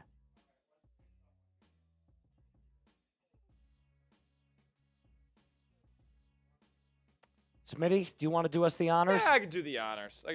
Get your favorite team in the chat right now. I'm picking. We're going to talk about them in 5, 4, 3, 2, 1. Giants. The New York Football. Well, apparently nobody's got Giants. any. No Evan Neal. No Evan Neal. No Evan Neal That's at least interest. we know that. Giants aren't getting calls on Evan Neal. The Giants have a couple of players in some trade candidate lists. Kayvon Thibodeau is a name that's being thrown around, but they have signaled that they want to keep him. Dexter Lawrence is a name that's kind of in trade rumors, not really. He would be another player who commands a Quinnen Williams-like package from a contender out there. What about Kayvon Thibodeau? Thibodeau, I don't know if he would go for that type of package. The Giants probably would only trade him for a really, really good offer, something like an early day 2 selection or better. I don't think they would get that kind of deal at this point. He's a really good player. I think the Giants probably want to have as much talent along that defensive front as possible. They're just a team that needs to kind of get new leadership. They have the pieces in place outside of like wide receiver, but that's a reason that they need to get rid of the current people in charge. Like Joe Schoen, their GM, has basically put no effort into getting true receiving talent outside of a gimme layup pick in Malik Neighbors. He gave $12 million to Darius Slayton a year this past offseason. Nobody else was giving Darius Slayton $12 million in the entire league. Yep. So, like, and when Neighbors goes down, we see that the Giants suffer because they have no weapons out there. Correct. So they were thinking there was a possibility they could go trade for one now, but doesn't look likely here. And they're probably just headed towards a complete regime overhaul with a new leadership behind Jackson Dart next season. It's unfortunate if you're a Giants fan because you really want to see Jackson Dart continue to develop with some awesome weapons around him. I know you get Malik Neighbors back, but you were thinking, is there an opportunity now with Cam Scadaboo out that you could go out and trade for another piece to maybe fight for the remainder of the semblance of a season you have? Jackson Dart looks like the guy. Cam Scadaboo's an absolute dog. When Malik Neighbors is healthy, obviously one of the best receivers in the league, there's no doubt. But if you're a Giants fan, you just got to wait one more year, and that's frustrating. Yep. But Dart showing some good things as well. Yes, Moose, without you a pick doubt. a team we can talk about? Yeah, let's do it. Shout out your favorite team. We'll pick a name here in the next 15, 20 seconds or so, and we'll talk about them here with the deadline 42 minutes out. All right, I'll do this in 10 seconds. 10 seconds. 9, 8, 7, 6, 5, 4, 3, 2, 1. Rams. I see the Rams. The Rams. The Rams. The Rams. What have the Rams done today? Have they done anything? I don't think they've done anything. No, but they're not a team that's a stranger to making deadline deals. They Of course. absolutely always want to improve, and they look like a team that could easily come out of the NFC if everybody's healthy over there. Yep. Puka Nacua was having a historic wide receiver season before he got injured. Well, now Devontae Adams has seemed to really pop in that offense now. Absolutely. Was he have 5 touchdowns in his last 3 games? Something along I think he had a those hat lines? trick in that, Yeah. that Jaguar It's game a couple unbelievable. weeks ago. So they look like as good as any team in the NFC. Stafford is still as talented as any quarterback on any given Sunday. And they have a ton of talent on the defensive side as well. Their defensive front, the players they have brought in via the draft over the past few years have been awesome. Jared Verse already looks like a top 10 pass rusher in the 100%. league. Yep. Braden Fisk can make plays in the interior over there. They have really solid off-ball linebacker play as well. They have good owners, good leadership, Great head good coach. GM. Probably goated head coach. I mean, the top 3 head coach in the NFL, and a Hall of Fame quarterback. Now, it's pretty hard to mess that up. It's pretty hard to mess things up when you have all those things in place. I completely agree with you. And if you're the Rams and if you're a Rams fan, I'm not entirely sure how many of them exist, but you have to think that this is probably like the last couple of years in the Matt Stafford window that you have of actually 2-3 more max. trying to win another Super Bowl. I look at the Rams and I say they've got so many different pieces. They would probably be smart to draft a quarterback this year, at least at some point, and just try to develop somebody under Matt Stafford for the last couple of years that they've got. I don't see them making any huge moves today. They'd probably be buyers if they did, but I'm going to be completely honest. I think they're completely set with the team they've got around them. Yeah, and I'm not 100% sure what their draft capital situation looks like, but they're a team that is always pretty quick to shell that stuff away if they can make some improvements. They might not even have the proper capital to kind of make some proper deals this trade deadline cycle. Completely agree with you. All right, that is that's that little team that we talked about there after picking another one. 40 minutes left. Let's ask this question to the entire room and to the fans still watching. How many more trades happen before the trade deadline completely finishes? I mean, we haven't had one in what, 45 minutes? 45 minutes at least. At least. I mean, Quinnen Williams is the last one to come through, right? Yep. 100%. That feels like an hour ago at this point. Feels like a long time ago. I'm going to say one more. I'm going to say one more happens. I don't know who it's going to be, but I think one more officially happens, and I'm hoping that it is one of our 3 teams that we are simulcasting to at this point. Absolutely. How many more trades happen before this thing's done? Let us know. In the Bills chat, let me know how many more trades. 2 trades, says Pack. A couple more super chats coming in from all angles here. Oh, Just checking my Bills Twitter refresh here. I'm trying to do the exact same thing. I'm checking Falcons. I'm checking Broncos. I'm checking everything. Just ridiculous, man. I'm not seeing anything outside of that last report about Deebo or Vaughn, and that would be a massive disappointment, Bills fans. I know. We're going to talk about it in a couple minutes, but that would just be disaster. Like, dude, Tim Graham's getting ratioed on Twitter right now. This is, and if you're a Broncos and a Falcons fan, you're thinking to yourself, again, how is it possible that both of these teams believe that they are perfectly set for the remainder of the season? Yo, I'd rather trade for Luke McCaffrey. I'd rather trade for Luke McCaffrey than Deebo Samuel. Oh, he's cooked too, right? Oh yeah, but he had a couple nice games before he got hurt. I still would probably rather trade for Luke McCaffrey hurt over Deebo Samuel. He stinks. Sweet. Yeah, and you already have Khalil Shakir, who's a borderline running back at receiver. Like, Yeah. second. Two down low. Thanks, gang. Appreciate it.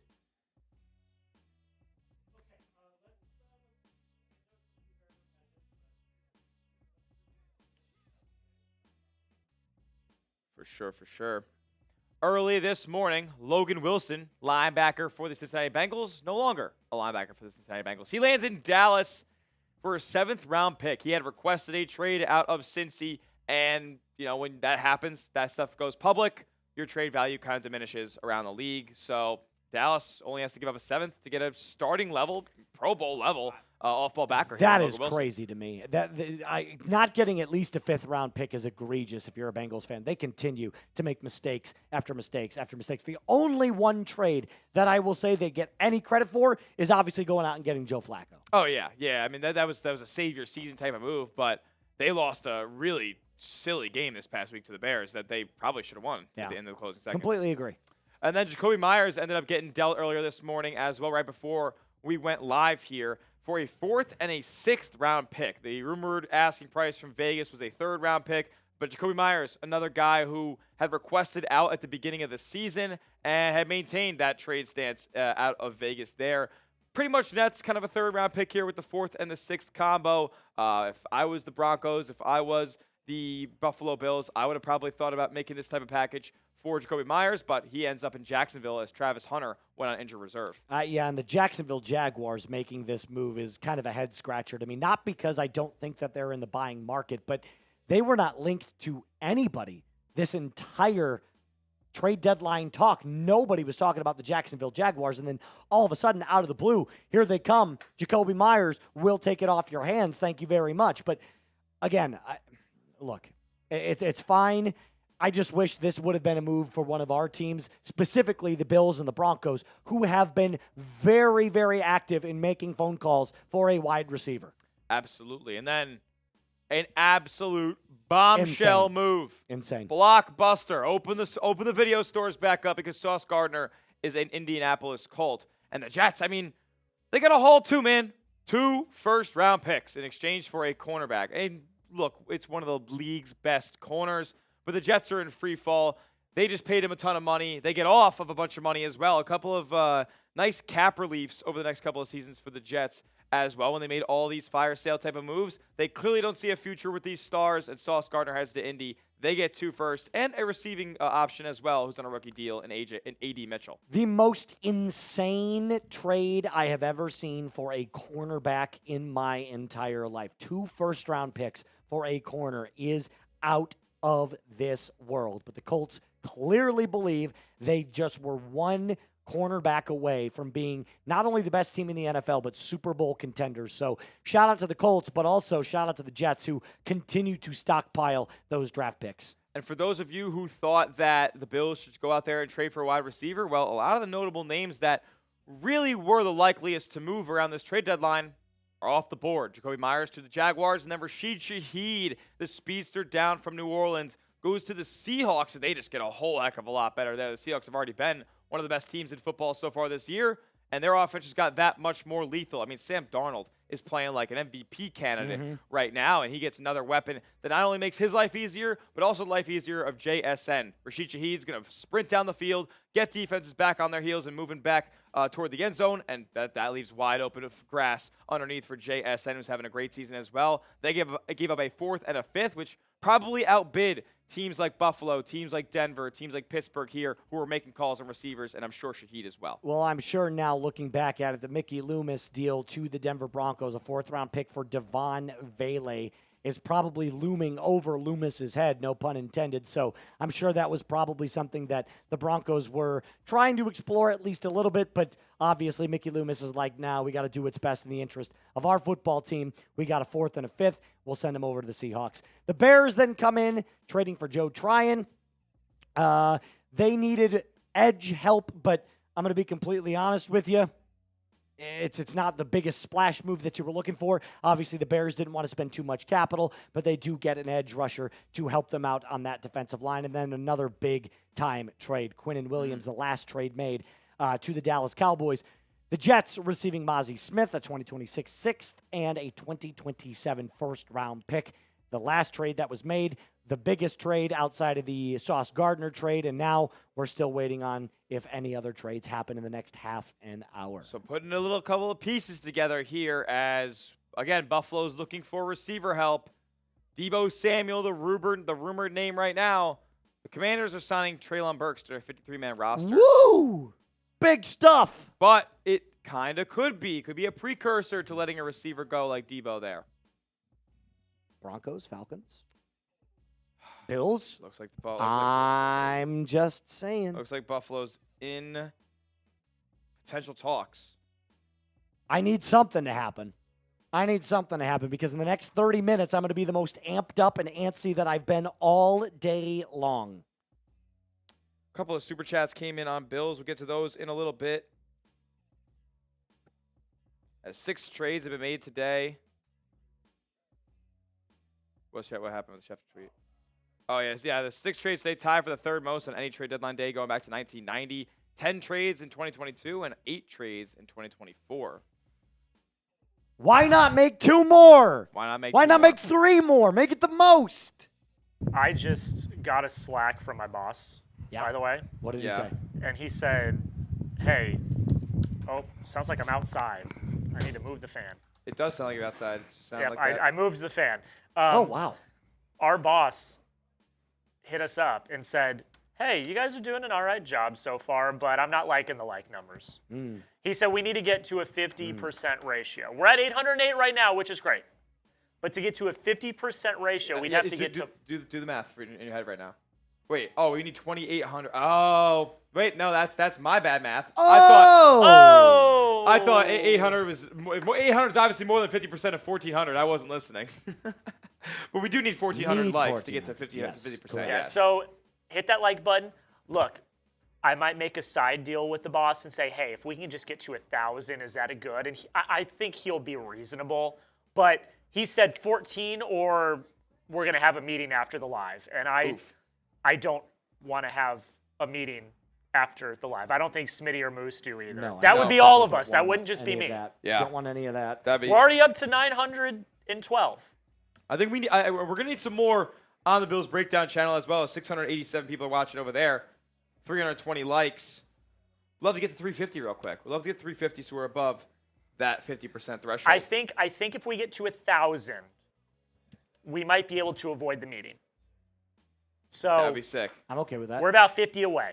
I'm okay with that. And if you're a Broncos fan, hit that thumbs up icon. If you're a Falcons fan, hit that thumbs up icon. Let's get our numbers up as well so that we don't get the dreaded slack from the bosses saying, hey, you didn't quite come through for what we were looking for. Now, we've got 30 minutes left.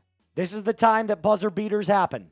This is it right here. This is when you're going to see the last moves potentially being made. Could it be that something crazy happens? We hope. But as of right now, if you're a Broncos fan, if you're a Falcons fan, you're probably pretty disappointed in the way that today has turned out. Yeah. Or a Bills fan.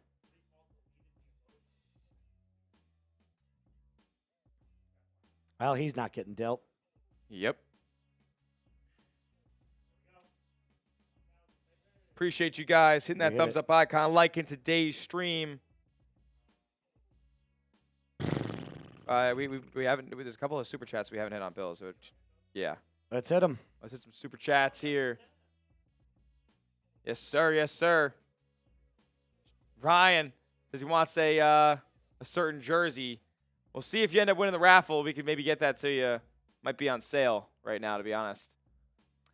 And then my guy Thomas Jones said, could Bean get Deebo Samuel from Washington? That's the rumor right now. That's the rumor. I would not be happy about it, to be quite honest with you. Not only do I think Deebo Samuel is not really a needle-moving wide receiver at this point, or really at any point. He's never been a true receiving talent. He's always been a kind of a just do-it-all gadget guy that can make plays with the ball in his hand. The Bills already have a player that fits that exact profile in Khalil Shakir. I wanted to go out and get a guy like you see up top on your screen right now in Rashid Shaheed. That would have been a field stretcher or a better boundary route runner than a guy like Keon Coleman and Jakobi Meyers. Yes, he's not a top-end speed guy, but neither is Coleman. So I would like to see the Bills get somebody who can just do a little bit more than Deebo Samuel can as a true wide receiver, especially when they have Shakir. Like, what are you going to do? Run both guys on nickel on bubble screens out of the slot? Like, it would be ugly. It would be ugly. From Broncos. The Broncos. We hit this one already, but William hit Harrison? that one as well. Chris Bell coming in with the 20. That means I got another Bean Boozled coming up here. Captain Stark. Why are the Broncos not making any moves? Because George Payton is very conservative, and Sean Payton probably believes that this team doesn't need another one. It's frustrating. It's frustrating. There's no doubt. There's no doubt. All right, here's the next one. Oh, yes, sir. Yes, Whatever sir. that was, it was disgusting. No, it's disgusting. What was it? I don't know what that was. Old bandage. Oh, it's terrible. It's terrible. It's terrible. It's terrible. It's can't. terrible. And it lingers. You don't want it. You don't want that. Oh my God. Ugh. Oh, that's so bad. Bengals trade Duke Tobin for McDonald's GM. Seeing Brees Hall could be a Chief soon. Yeah, I don't know about that. Brees Hall deleted his tweet. He might be staying with the Jets here. And then Captain Crunch. Shout out to you. What up, Captain? Oh, I don't want to see Waddle's name attached to anything right now. It's making me sick. And Tua package to Washington. That'd be crazy. Tua's probably a pretty expensive player to trade for. Very. And who would want Tua? Not many. I don't think anybody. Not many, folks. Moose. I got it. You're so beautiful. You know, here's what's funny, is that Omaha Steaks make the best gift in the world, and the Broncos clearly don't want to give a gift to their fans. But if you want to have some of the most delicious steaks out there, Omaha Steaks is definitely the place for you. Every single time that I turn a year older, my aunt sends me a package of Omaha Steaks, and it's one of my favorite gifts that I receive every single year. You can enjoy grass-fed, grain-finished, extra-aged, USDA-certified tender steaks, juicy burgers, and more game day favorites like wings, deli-style Franks and Brats, and Philly cheesesteaks, all with Omaha Steaks. They offer unrivaled quality and variety, and every bite is packed by their 100% guarantee. Every steak is perfectly aged to maximize tenderness and hand-cut by master butchers in America's heartland. They also carry mouth-watering burgers, chicken, pork, seafood, and delectable desserts like I mentioned before. You can make game day delicious with the official sponsor of tailgating. Visit omahasteaks.com and get $35 off with promo code NFLDaily at checkout.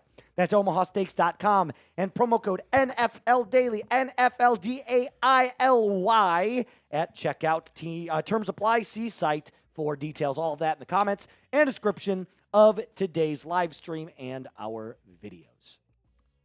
It was great. It was a great job. It was a great Thank job. you. I Great appreciate spelling as well. I appreciate that. Thank you. I'm not the greatest speller, but I am really good at eating steak, and that's where Omaha Steaks comes in, and I'm looking forward to my next birthday. I know. I'm gonna get set up for that deal. I'm set. 3 more in the next 24 Come on! minutes. All right. I'm gonna put my fork in the sand, if that's the Correct term. I don't know. It kind of is maybe. I think the Bills are gonna make a move for Deebo Samuel. I think the Bills are gonna trade for Deebo Samuel. Well. They're gonna trade. It'll be probably would it be a 6-7 swap for Deebo Samuel. 6-7. Could be. You like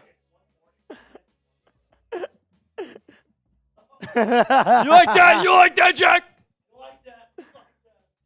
Speaking of you like that, Kirk Cousins, could he be traded today? No, Doubt he's it. not. He's Doubt not going to it. get traded. Let us know in the comments Both what you of the think. teams that I cover clearly don't care about getting better in any sort of directional standpoint. So, whatever. Unbelievable. The Deebo stuff has likes. Yeah, when people are tweeting out on Bill's Twitter, when Tim Graham says look out for something, you should look out for it. We will see. We will see. 23 minutes on the clock for Brandon Beane to make a move. I do find it crazy because Schefter had that note that 6 trades is tied for the 3rd since however long ago. Like, it's been kind of boring today. And for that to be the 3rd most, tied for 3rd most, trade deadlines just nothing happens. Roster move here. What do we got? Panthers are releasing Hendon Hooker. Kyler Murray incoming. League altering. Are they setting up for the Kirk Cousins trade? No. Who's to say? No. No, Kyler Murray incoming. I would love it. I would love it. I would love to be right. God. Please do something. I can't continue to speculate. What if it's a Curtis Samuel for Deebo Samuel trade? Would that actually happen? It could. All right. Talk about the Bills. Smitty, take it away. Yeah, I mean, they're in a weird spot. They have the best quarterback in football in Josh Allen. Not in the fourth quarter, but all right. And maybe Because not. that's Bo Chapman Nix. But Oh. I'm just throwing that out there. Check down Charlie Bo Just Nix. throwing it out there, frankly. Bo Nix has been solid as well, but Josh has been alien-like at QB, and there's been a lot of, honestly, trouble with the pass game. It's just really inconsistent. The Bills have played a lot of games where they haven't had to rely on Josh Allen in the pass game. James Cook's been electric so far this year, but it's mainly been because they've been one-dimensional. They don't really have a lot of receiving talent on the boundary there. They signed Josh Palmer in the offseason. He didn't really come along until the Falcons game a couple weeks ago where he ended up getting injured, and he's been out week to week with an ankle. So Keon Coleman hasn't shown you anything since the week 1 game against Baltimore. They need to go out there and get a separator at the receiver spot. Now, there are rumors circulating about Deebo Samuel being that name after Jakobi Meyers and Rashid Shaheed come off the board as trade candidates going to Jacksonville and Seattle, respectively. But I don't think Deebo Samuel fits the mold of what Buffalo should be looking for here. They have a guy who is a run-after-the-catch demon, a bubble screen guy, a gadget type of wide receiver plus in Khalil Shakir. What would be the sense in bringing Deebo Samuel, another player of that caliber, to Buffalo? I'm not so sure. Maybe they just want another underneath guy. Maybe they want an upgrade over Elijah Moore and Curtis Samuel and those types of guys who are on the field pretty frequently for Buffalo. Maybe Samuel's an upgrade. I don't think it's a crazy one, and I don't think it's worth giving up draft capital to go out there and acquire. If they end up doing it, we'll see. Maybe it makes them better. Maybe I'm wrong, but that's the rumor that has legs right now in Buffalo. Also, Von Miller, a name to watch, who was in Buffalo previously. They had Michael Hoecht get injured with a torn Achilles on the edge there. They could be looking for more depth in the D-line, too. Broncos fans know all about Vonnie. Yeah, they know a lot of good things about Von. The Bills fans, not so much. Not so much. No, we know what Von was like at his peak, and he's one of the greatest to ever do it. Oh, yeah. But the Denver Broncos currently sits in a position right now where the defense is the best in the league. You're a fourth quarter nightmare against other teams. The one thing we've been talking about, go get a tight end, go get a pass catcher, go get a wide receiver, and clearly George Payton right now kind of letting us down. Jaylen Waddle, available for the taking. Garrett Wilson, I mean, could you have made a trade for him? Could you go out and get Brian Thomas Jr.? There's a lot of names out there you can still make a trade for, George Payton, and nothing burger Jordan right now. Schultz, 4 minutes ago, teams have called Jets not interested in trading Garrett Wilson. I don't think it's super surprising, but it's kind of surprising when you consider they've shipped off all the other top-end talent on their roster today. Oh, What's the best trade deadline move so far? You let me know in the chat, wherever you're watching from. honestly, for the value of it all, I think it was Logan Wilson. Yeah, For a 7th-round pick is crazy. hard to argue that. It's definitely Logan Wilson. Hard to argue that.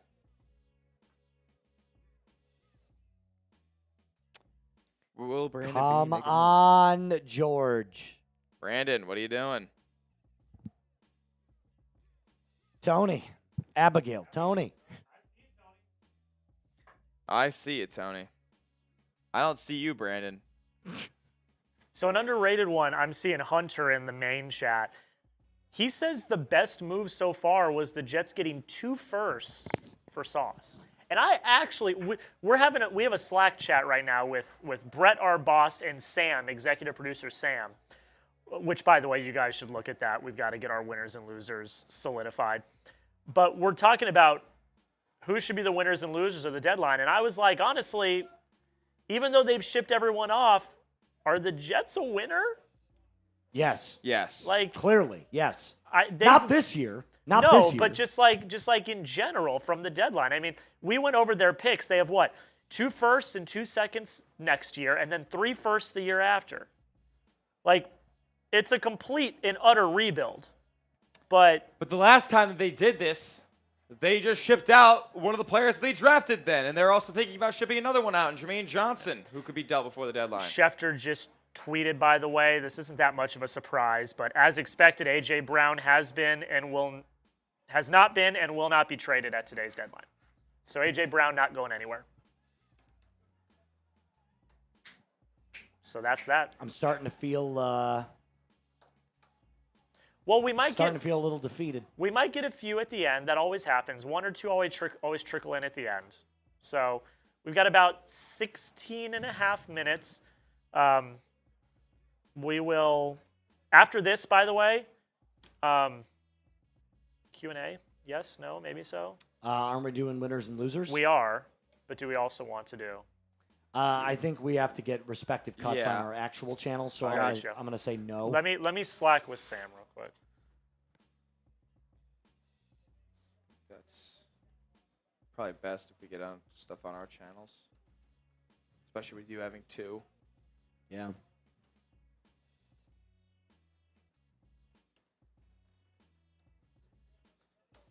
Well, 15 minutes, pretty much. this is starting to feel, Like a losing effort. yep, like we're sinking, but could you float back up to the surface? Is there anything coming at the buzzer?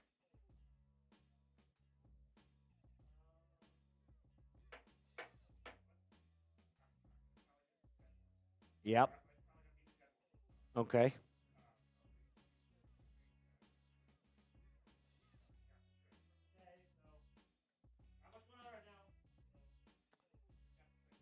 Yep. Yes, sir. So Logan Wilson this morning gets dealt to the Dallas Cowboys. 7th round pick, probably the best value pick for a very good Pro Bowl caliber linebacker. So the Bengals are giving him up for basically nothing. It's basically like, here he is for absolute Couldn't even free. get a 6th. Couldn't even get a 6th. That's crazy. Then we saw our first wide receiver get moved. In fact, is he the only? No, second wide receiver that got moved today. Rashid Shaheed is the other one. But Jakobi Meyers getting dealt to the Jacksonville Jaguars. The Raiders get a 4th, the 6th, and then the biggest, big-time blockbuster trade of the day, Sauce Woof. getting dealt to the Indianapolis Colts for a 2026 first-round pick, a 2027 first-round pick. Adonai Mitchell also as well gets dealt. And then Rashid Shaheed got moved as well to the Saints, 4th-round pick and a 5th-round pick in this upcoming draft. And Rashid Shaheed gets dealt to the Pacific Northwest, where he will join Sam Darnold. The Chicago Bears in the Windy City got active as well, not giving up too much. Don't get that big of a game-breaker player. Joe Tryon from the Cleveland Browns. And then the most recent one, we have not seen anything happen in the last hour and change. Quinnen Williams dealt to the Dallas Cowboys as well for Mozzie Smith, a 2026 second and a 2027 first-round pick. So the Jets not only getting some draft capital, a ton of this draft capital over the next 2 seasons, but they're also taking some flyers on some former high-level draft capital players in Mozzie Smith, who was a first-round pick of the Dallas Cowboys 2 years ago, and Adonai Mitchell, who I believe was a second-round pick of the Colts. Might have ended up being a late first. It was a first. It was a first-round first. pick, yep. Yeah, late first-round pick. So basically, I know the players have kind of shown that they are not immediate impacts in their NFL careers so far, but a collective, how many did they get today? 5 first-round picks they added to their arsenal today. I mean, Mozzie Smith and A.J. Mitchell are very young, still on the rookie deals. They're still on first-round rookie contracts, can be eventually given a 5th-year option as well. So if they end up blossoming in a new environment, then the Jets really made out like bandits today. Without a doubt. You are so absolutely correct. The Jets clearly prepping for the future, while other teams not named the Bills, Broncos, and Falcons choose to get better and make moves for their current situation or their future. And we continue to just wait. The next 12 minutes will be very telling, but something tells me that we're going to be disappointed. Yep. Jose coming in on Broncos, DB4L. Shout out to you, my friend, DB4L indeed. McLaughlin and a 3rd-rounder to Arizona for McBride. Probably not going to happen. Jaleel not getting dealt. It looks like, look like the Broncos are going to make any moves today, which is just a head-scratcher in my opinion. Chris, I need a new jersey. Let's go Broncos. You and me both, brother. I think one of the losers that can be on our list when we get it all done is we don't have to do like Bills, Broncos, Steelers, just one line. Wide receiver needy teams. Because the ones that were dealt, they were dealt to teams that we did not expect to be in on wide receiver trades today. Teams have made calls on receivers all trade deadline cycle, the ones that we cover specifically, Broncos and Buffalo, and the Steelers as well, and none of them have acquired a boundary player today. It's frustrating. Very frustrating. Danny, super fan of the Broncos breakdown. Broncos fans can be happy that Las Vegas got weaker. Yeah, but let's be completely honest. They didn't pose that big of a threat to begin with Jakobi Meyers. I want something that'll make the Broncos better. Just Dad Gaming. If we make 0 moves, season is over. Falcons fans frustrated that no trading away of any player, really not one player off the books, not a single other draft pick acquired. It's crazy. Terry Fontenot gets super active in the draft, and yet nothing happens at the trade deadline. Matthew, just join in. Anything on the Falcons? Not a peep. Not a peep. It's crickets in Orchard Park, too. If the Falcons stay put, is it a tacit acceptance from the front office that the season is over? No, I think it's the exact opposite. I believe they're really telling you that they believe that they can still win football games, even with the incompetency from Raheem Morris and the predictable play calling from Zach Robinson and the lack of Bijan getting involved in the last couple of games. It's complacency. It's what are we doing? What are we doing?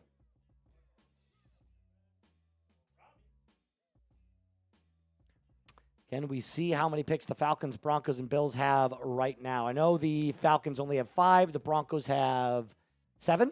Bills picks. have 7 as well. Yeah. 1, 2, 3, 4, 5, and 2 sevens. I can tell you right now exactly how many picks the Broncos have. If you just give me a quick moment while I pull up our tankathon.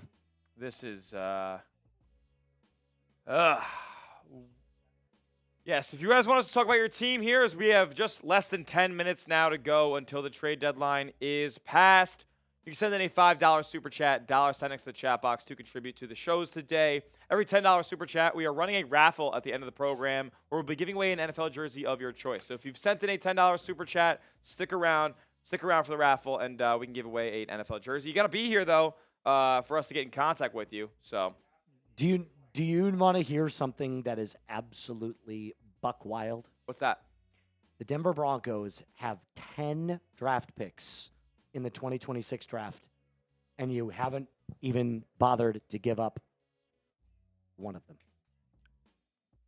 Clearly a lack of priority there. 10. Do you see this detail about the Quinnen Williams trade as well? The Cowboys are sending the higher of their 2027 2 first-round picks, their own or the Packers, to the Jets. Well, that would be theirs because the Packers are 5-2-1, and the Cowboys are 3-5-1. So, when they say higher of the 2, that means closer to 1, right? yes. Okay. It gets weird Yes. there with the Yes. wording. The higher meaning like the better. The yeah. better, yeah. Yeah. I think Last 8 anymore minutes. is 2 words. Any more trades happen today? Y for yes, N for no. You guess it. You predict it in our chat right now. We did. We also got one on Broncos as well. My freaking Commanders. Malcolm, they may be trading away Deebo Samuel or Von Miller here before the deadline's up in the next 8 minutes. We'll see. Go! Ooh, somebody that you know about there, Smitty. Nope, not that one. Dawson Knox. Dawson Knox traded Denver for a 6th rounder. Would you do it? Bills don't have a 6th rounder. I would do it. Thank you. Brandon Bean's replacement. That's why I'm not the Bills general manager, by the way. That's wonderful. They didn't make any trades at all. They're a joke of a franchise. Idiots over there. Look at what they see what the Joke. Jets are doing, and they're not doing the same other thing. What happened? Oh, is it? Oh, it's. I thought it was NFL related. I believe it. It's NFL trade deadline day.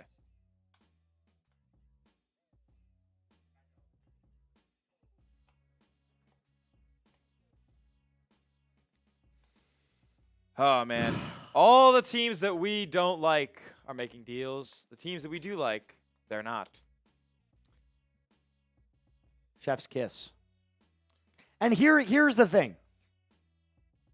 If you were to tell me at the beginning of this that the Colts made no moves, if you were to tell me the Patriots made no moves, if the Chiefs made no moves, I could understand the Denver Broncos sitting back and saying, okay, well, nobody else at the very top of the standings. Check the ball. charge, yeah, Let's right. go. We'll just, right, exactly. Everybody staying put. Let's just go straight Check up for up. straight up.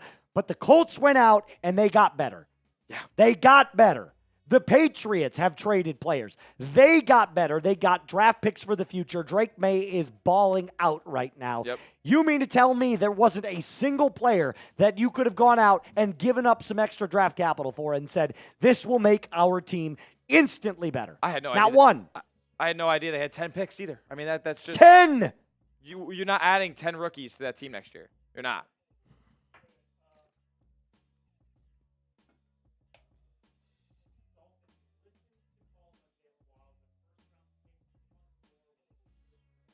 Yeah. So he's staying put. Jaylen Waddle will stay in put.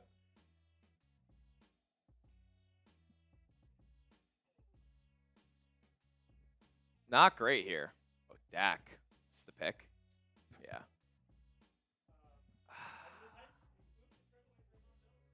Yesterday. Oh, yeah, yesterday, right? He's a creative player.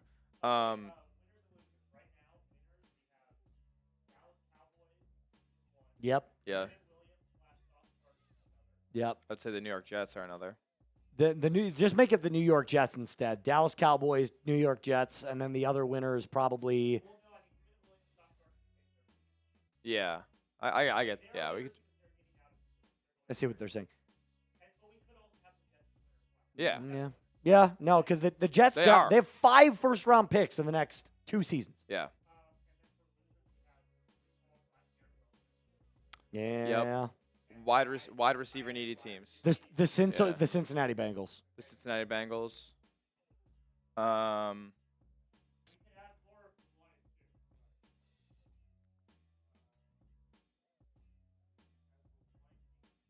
Just got a $10 super chat coming in from Bills.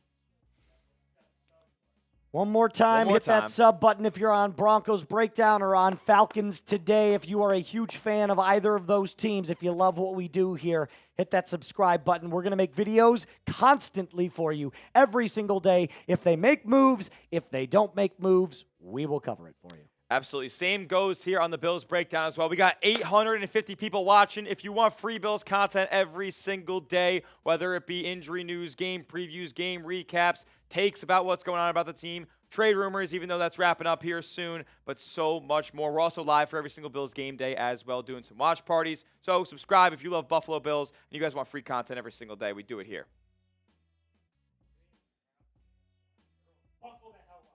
It's not going to happen. Nothing's happening.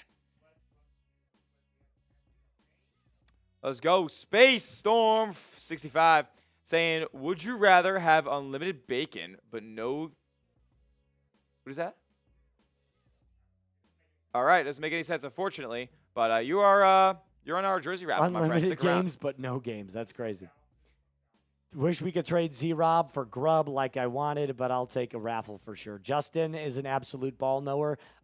Justin was one of the first ones on Falcons to actually say, hey, we need to go out and get Ryan Grubb, and I am still fully on that Grubb hype train. Absolutely. Jen Glore. What's going on, Jen? Absolute legend over at the Breakdown. Just going to pull up your super chat here so I can read it a little bit easier. Says, scratching my head on this. Guess they banking on Palmer getting healthy. More stepping up. Honestly, can't believe since they should be pushing for Super Bowl run, doing anything to help downfield. I know. They probably didn't want to give up 2 selections to go and get Rashid Shaheed and the Seahawks swooped in and made the deal happen. Fourth and a fifth was probably too rich for their blood, and they're going to probably suffer because of it. I don't know if this Bills team is good enough to win the Super Bowl with the weapons that they have in place right now. Fortunate, Jen. Unfortunate. 2 minutes. This is it. Somebody's got to go make a play down the field eventually. Somebody's not. They're not doing anything. Nobody's doing anything. Nobody's doing nothing.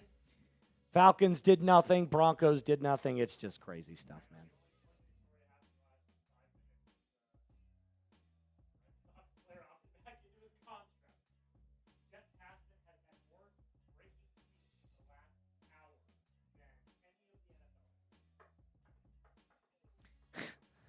Sleeper Bills tweeting out. Maybe the Bills wide receiver trade was the friends we made along the way. And we did make some friends in the Bills breakdown today. What'd he say?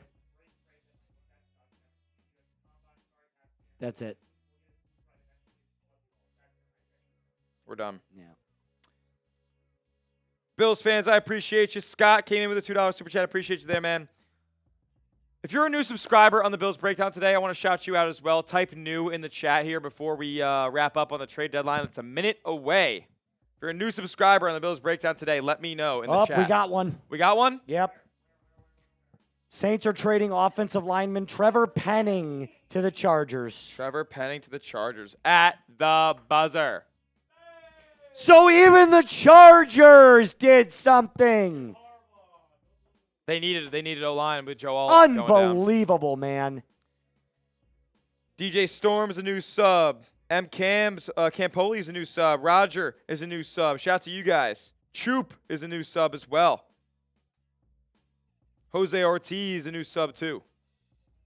Good to see you guys joining the channel, man. Free Bills content here on the Bills Breakdown. There's a couple of super chats came in for Buffalo, but a trade came through right before the deadline passed. Dude! Another AFC rival.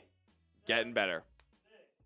5, 4, 3, 2, 1. And that is it. Brandon Beane does not make a trade. Terry Fontenot does not make a trade.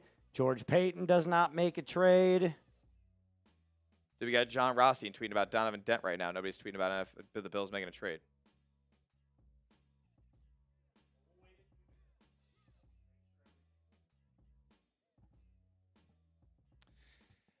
Oh, not good from Brandon Beane today.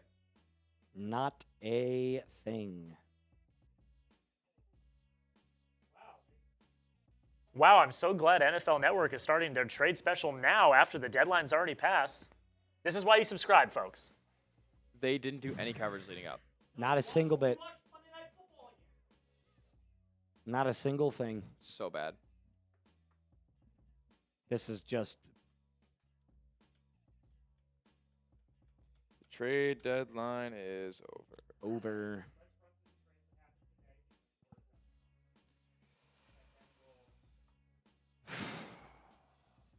Alrighty, early this morning, your first trade of deadline day, Logan Wilson, the off-ball backer who had requested a trade out of Cincinnati previously, heads to Dallas. Gets his wish, but the Bengals only getting a 7th-round pick back for a player who could be a Pro Bowl type of guy. Yeah.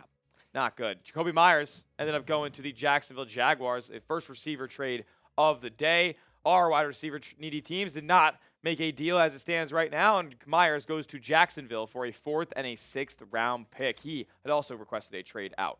Sauce Gardner, the bombshell of the day, continues to shock us here as he goes for 2 first-round picks and A.D. Mitchell here, who was drafted in the first round a couple of years ago. Getting a new change of scenery here at the receiver spot. The Jets giving away an all-pro cornerback, one of the best in the league, and the Colts loading up atop the AFC. Yep. Rashid Shaheed is your second and final wide receiver trade so far of the day. Another player who went for kind of a similar package to Jakobi Meyers, a 4th and a 5th-round pick here. True field stretcher, going to just add tons of new elements for that Seattle offense and potentially be a special teams player as well. I wanted him for the Bills. Moose wanted him for the Broncos. He lands in the Pacific Northwest. The Bears make a trade along their defensive line, getting Joe Tryon here. A 6th and 7th-round pick swap for some depth along the defensive line as the Bears badly need help on their front.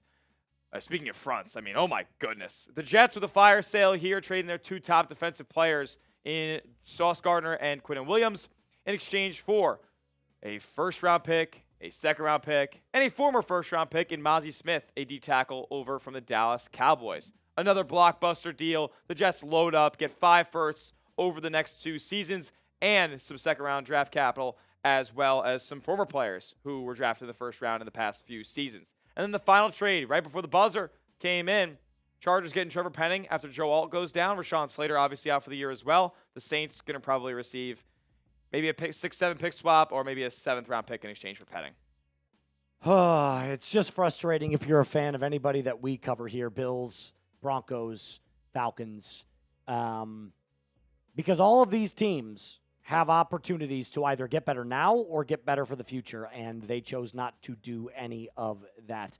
I know Broncos fans are going to sit there and say to themselves, we're fine with what we've got, and that might be true, but I hope it doesn't come back to bite you in the butt.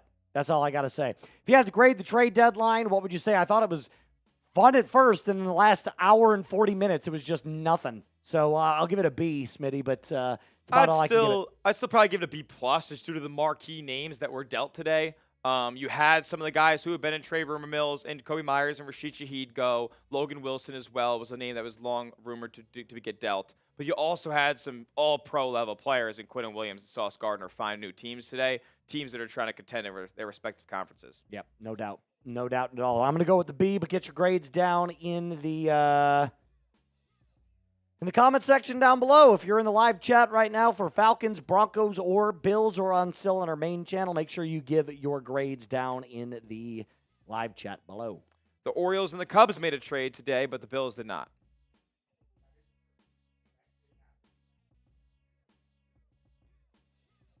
What?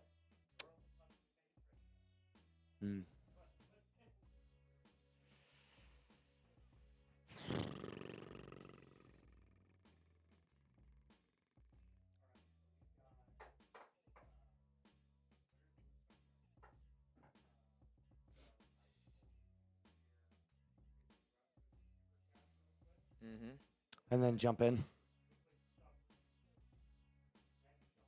Okay. Yep.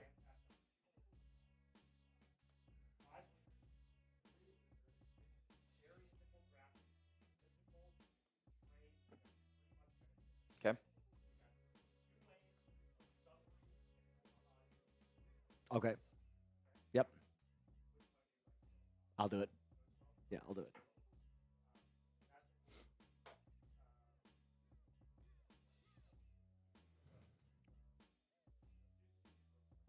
Alrighty.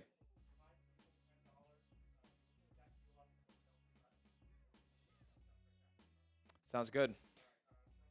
Joseph, can't believe the Broncos really didn't make a trade. What do y'all think? What could they be thinking? I think they made calls. We have a bunch of sources now surrounding the Broncos saying they did make calls, but prices were too steep, so that means they definitely called about Jaylen Waddle, and it was too steep. It's just the way the cookie crumbles. They felt like they didn't need to go out and make another move. It is what it is. Scott. Coming from Bill, Scott, what's going on, brother? He said Bean's arrogance is holding the Bills back. I don't know if it's arrogance. I don't know if it's ignorance. I don't know if it's just blind belief in what the Bills have on their team. But yeah, they didn't make a deal. Completely agree with you. Thomas Jones says call a timeout. They didn't. They couldn't. Deadline's passed. It is over. Thomas Jones, it's another entry for you, though, in our jersey raffle. From Moose. Well, I mean, at this point, it would have been to trade for. I probably would have gone out and traded for somebody like Jakobi Meyers or Calvin Ridley, but you didn't do anything. You didn't make a single move. The Falcons were dead silent. Same with the Broncos. Just crazy, man. Hey, at least with neither of our teams making a deal, we were able to stay here the whole time, give the people a good experience. You and I were able to chop it back and forth. It was a great stream. Yeah. I had a great time. Shout out to Smitty and Moose. Great job by them. Yeah, first time There you go. doing one of these long football streams at least. That was your first time? I've done some basketball ones. I've done NBA draft and it's college basketball, but first time NFL long stream here. There you go. My last ask for everybody. Yep. Can we get 7 more subs that'd be dope. on our main channel? 7 more so subs. We can get to 421,400. So we got 1,300 people watching. 7 more people. It'd be awesome if you hit that subscribe button. Free content every single day. NFL, college football, NBA, college basketball when that heats up. We do it all here. And there's videos every single day. There's streams like this every single day. We're going to be live again later tonight for college football playoff reveal. Hey, guess what? The Falcons made a signing. Oh. They've signed Andrew Stuber to the active roster. Stubby! Everybody just give the snaps for the Falcons. Good job. So, the Falcons sign Andrew Stuber. Stube, welcome to the Hot Atlanta. And they've released Ben Sauls from the practice squad, so a couple of roster moves for the Atlanta Falcons. Nothing significant. Yeah, Falcons make roster moves at trade deadline. That's not a trade. You hear that, Falcons fans? We made a move. Falcons make multiple moves at the trade deadline. It's not. A bunch of Falcons fans saying right now in the chat, who the F is that? Who's Stuber? Yeah. It's crazy, man. Oh, man. Good thing we got a kicker today, though. I'll tell you that. It's great. Great that we got a kicker. All good, all good. Appreciate producer Jack for all the work that he's been doing behind the scenes today, making this thing go. Absolutely, without a doubt. He was the engine behind this operation. I will say, this is my first long-form NFL stream without having Sam next to me. Usually it's a two-man It's usually a two-man operation, but I kind of took the training wheels off today. Love so that. I feel pretty jazzed about that. I won't lie. For anybody that wants to know who Andrew Stuber is, if you're a Falcons fan, he played 7 games with the Cincinnati Bengals last year and was released with that dog water offensive line. Very nice. That's good to know. Oh, shout out. We got to 400 as well. Let's go. Sir. Hey! You got it.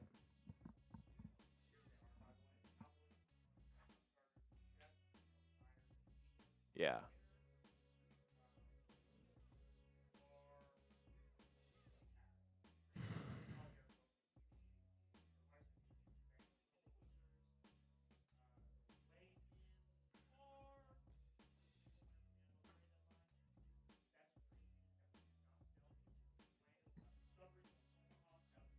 Okay. Sounds good to me. We're about to get into our winners and losers cuts on the NFL trade deadline. Smitty and I will take turns going back and forth. I feel like that's the best way to do this, Smitty, I'd say so. Winners and losers. So we'll just kind of go in every other order. So we'll start with the winners. We'll get into the losers. And if you are watching currently on all of our channels right now that we are currently live streaming on, if you see us talking about the winners and losers of this trade deadline, that is what we are doing. This will go out on our main channel here after the cut is over. Jack, is it going to be like a winner-loser type deal? Straight winners and then straight losers? Yeah, so I figure I'll go first winner or you go first winner, and then we'll just kind of we'll go back and forth like that. Sounds like a plan.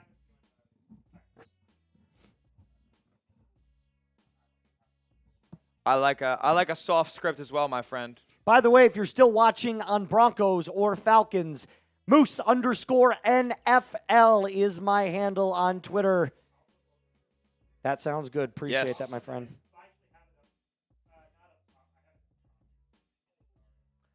So if you're doing the Omaha, do you want an intro then the Yeah, that's VOD? fine. I'll do that. No problem.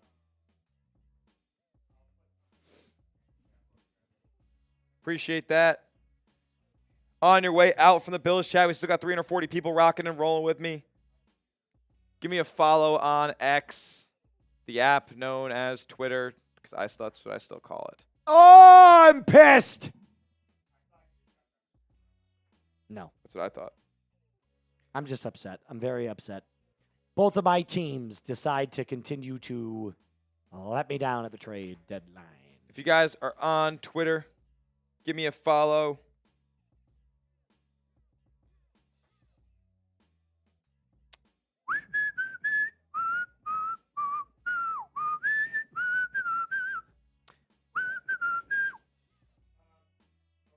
Yes, we are ready.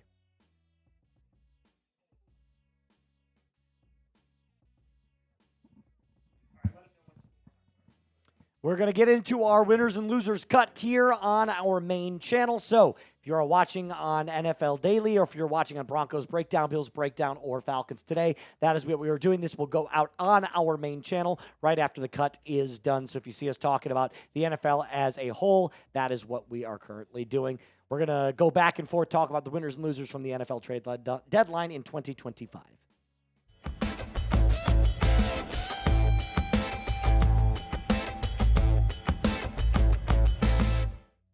NFL football fans, the 2025 trade deadline is officially behind us. Trace Mustak is here alongside Tyler Smith, bringing you the winners and losers of the 2025 trade deadline. We saw a multitude of moves being made, some big, some not as big. But I think we can all agree that this is one of our favorite days during the NFL season. Smitty, I know, agrees with me. And this is why you subscribe. Every single time any one of our teams makes a move, we're going to cover it for you with a video, a live show, or a short. So make sure you join the multiple family members that we have under the Chat Sports umbrella and hit that subscribe button. I'll start us off with the first winner of the 2025 trade deadline. I hate to admit it because I don't love them nearly as much as a lot of other people do. The Dallas Cowboys, they definitely got better on the defensive side of the ball. I think the best move all day would have been the Logan Wilson trade. It's crazy to me that you get a Pro Bowl caliber linebacker for a 7th round pick. What are the Cincinnati Bengals doing? We will talk about that a little bit later as well. But it wasn't just Logan Wilson. They went out and beefed up that defensive line as well. Quinnen Williams, defensive tackle from the New York Jets, gets moved for a 2026 second, Mazi Smith, and a 2027 first round pick. Clearly, Jerry Jones decided, hey, we're going to go out and make this defense better. We still believe that with the way our offense is humming and the way Dak Prescott is playing, we can be a good contending team in 2025. Speaking of the Dallas Cowboys, how about the guy who went to Dallas in that blockbuster deal, Quinnen Williams, as well as Sauce Gardner, these two former New York Jets that now find themselves in borderline contention status across their two respective conferences. Quinnen Williams lands in Dallas here, and yeah, the Cowboys' record doesn't necessarily say that they are a true contender in the NFC, but that conference is pretty wide open. That division is pretty wide open outside of the Eagles. A second team can make the postseason out of there, and now Quinnen Williams goes out and is going to be a force along the interior of that defensive line. Can rush the passer as good as any defensive tackle in football, as an elite run stopper as well, and he lands in a real winning situation for the first time in his NFL career, and the same can be said for Sauce Gardner, one of the best corners in all of football. You could argue he's having a down year right now, but he hasn't even had a game where he's allowed 2 receptions to a single receiver so far this season. He lands in Indianapolis now, which is way more of a contending status team than Dallas is, and that now creates a dangerous secondary with Charvarius Ward on the other boundary. They have good safety play as well, and the Colts have looked like one of the most well-oiled machines in all of football. They now add what you could argue is the best man-to-man corner in the game in Sauce Gardner. These two Jets go from 0 all the way to hero in terms of their respective situations on their teams. We're going to stick with the gosh darn Jets because, believe it or not, even though it might not look like it in 2025, they are absolutely winners. Everybody wins, Moose. Everybody wins.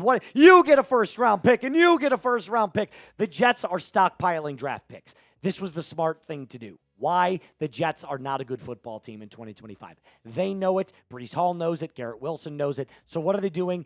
Beefing up for the years to come. Justin Fields, not the answer. They're most likely going to go out and draft a quarterback here and a multitude of other skill positions and maybe some other defensive players. If you're a Jets fan, you can rest comfortably tonight knowing, hey, 2025 might be one of the worst seasons we've ever seen, but there is good news on the horizon. Obviously, getting a player like Mazi Smith, maybe you can develop him into what everybody thought he would be in Dallas, but you give away Quinnen Williams, you give away Sauce Gardner. Clearly, you're not expecting to be good anytime soon, but that doesn't mean that the future isn't bright. So shout out to our friends, the New York Jets, who admittingly not good this year, but in the next coming years, will be just fine.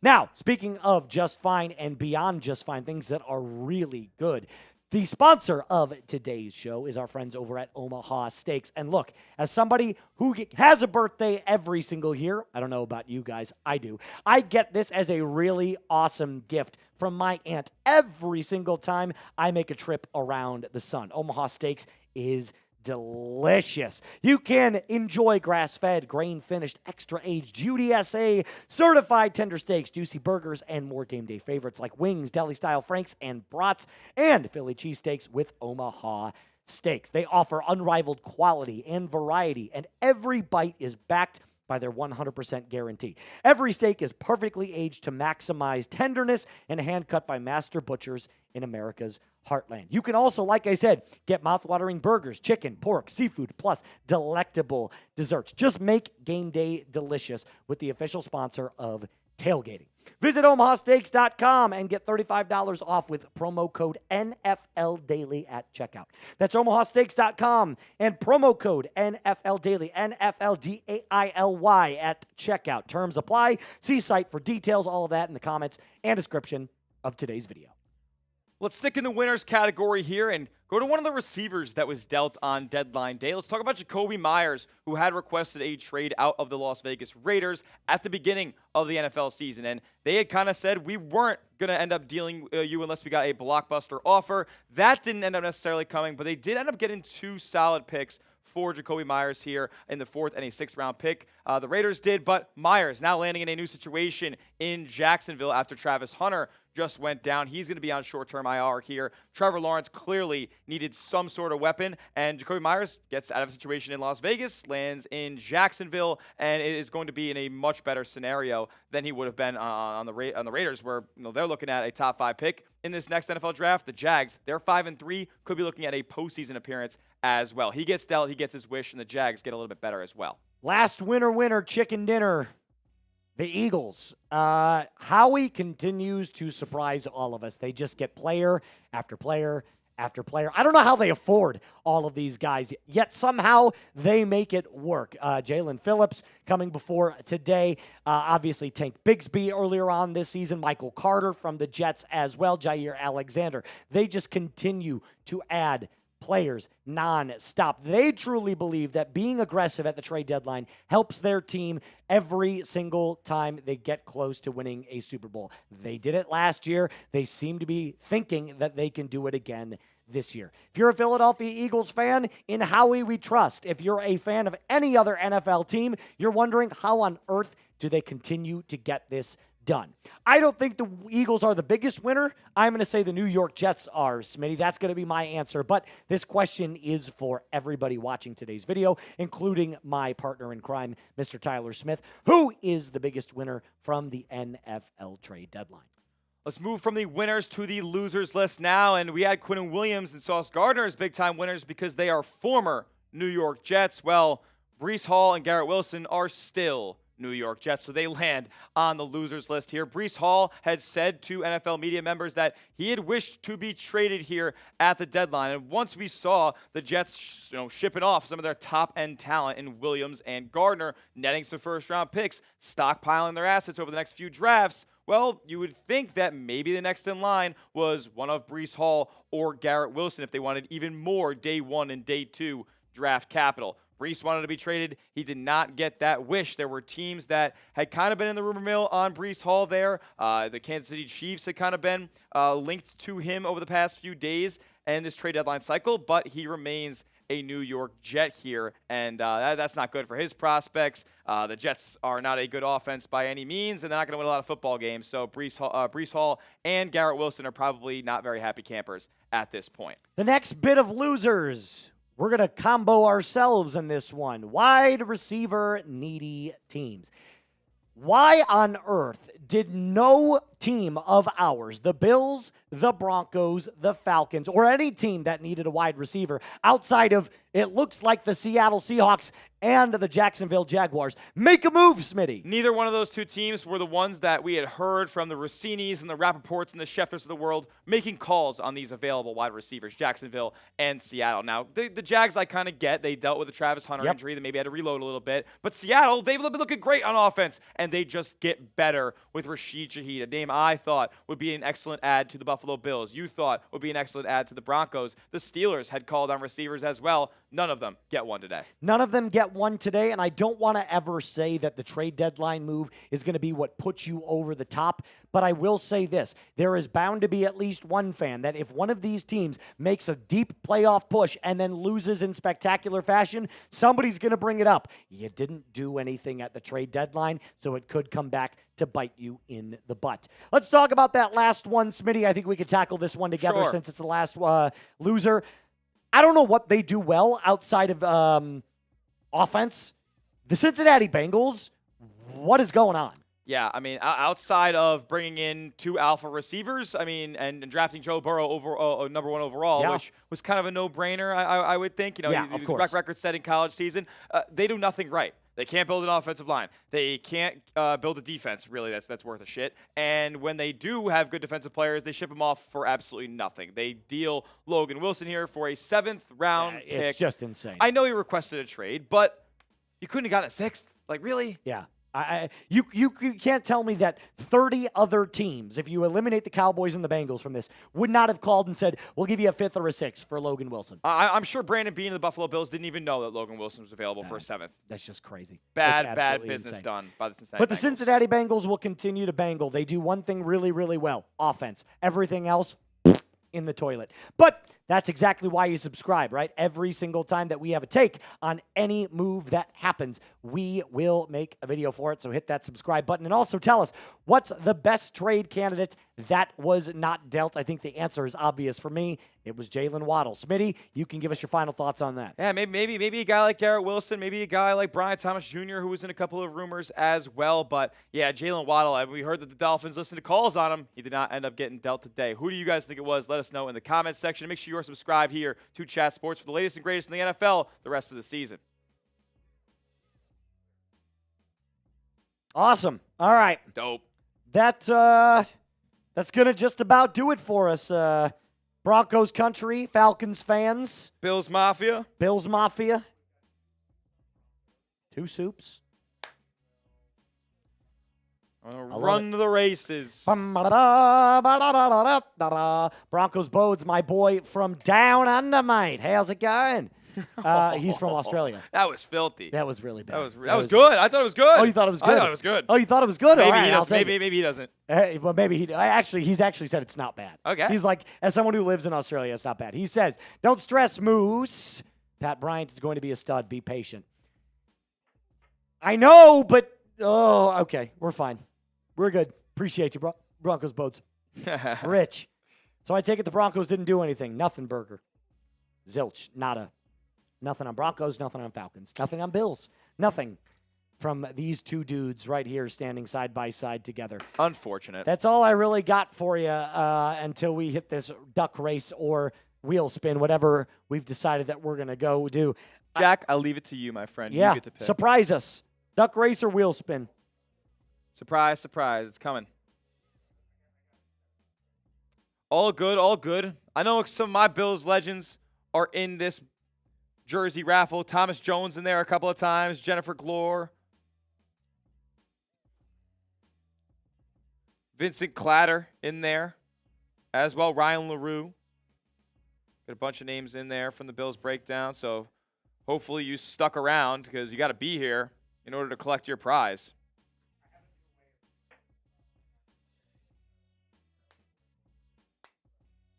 You got it. Trade deadline. Give it a B+, but I wish For us, it's an F. Yeah.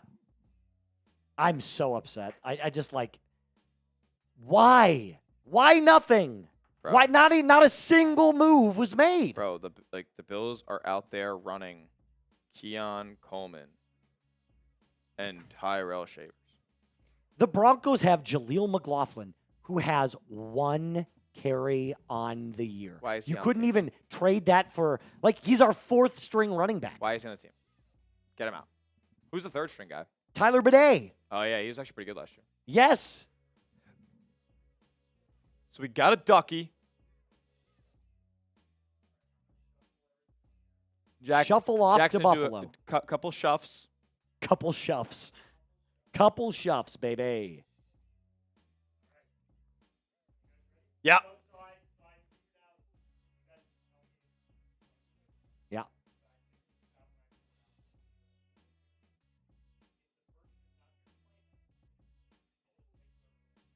I like it. Yeah. We can do That's that. what I've been doing So we don't have to recently. run. So we don't have to run multiple Yeah. races. Yeah. Yep. Got it. Got it, mate.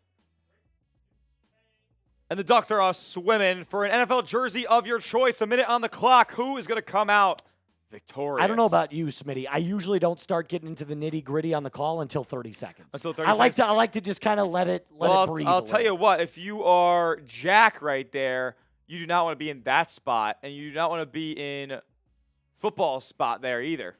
You don't want to be out in front right now. Now, if you're out in front super early, maybe there's a chance you get, kind of cramped up in the middle, and then you come all the way back. But then my boy Broncos Unchained takes an early lead, pulls a hamstring, and falls behind in the duck race. Cramp. Here we go. 20 seconds on the clock, and you probably don't want to be at the front right now, Mr. Clown. Caleb, I don't know if you want to be there because we got some ducks that are hungry, trailing behind them. Here he comes. 10 seconds, home stretch. Here it is. Comes. Dig. 5, dig. 4, dig. 3. Who's it going to be? Oh, my God. James did it again. James. Dude, he just won a T-shirt last week. Whoa. We're going to have to investigate James for doping. Yes, I've got James. We're going to have to investigate James for doping. He's a good duck. James just keeps winning, He's dude. too dominant to duck. So much winning. More winning than you've ever seen. He gets another jersey. He's won, get this, he's won a shirt, 2 jerseys, and this will be his 3rd jersey this year. Swear to God. He's a born winner. He just keeps winning. Again, investigate. He's a big super chat. Investigate his ducks. Investigate his ducks. James he's already in there. James, I've got your stuff. I'm going to send a double order for you.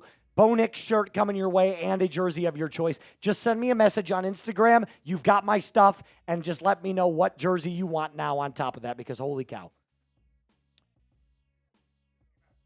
Shout out to Vince. Sent in that last super chat on the Bills, little $2 super chat.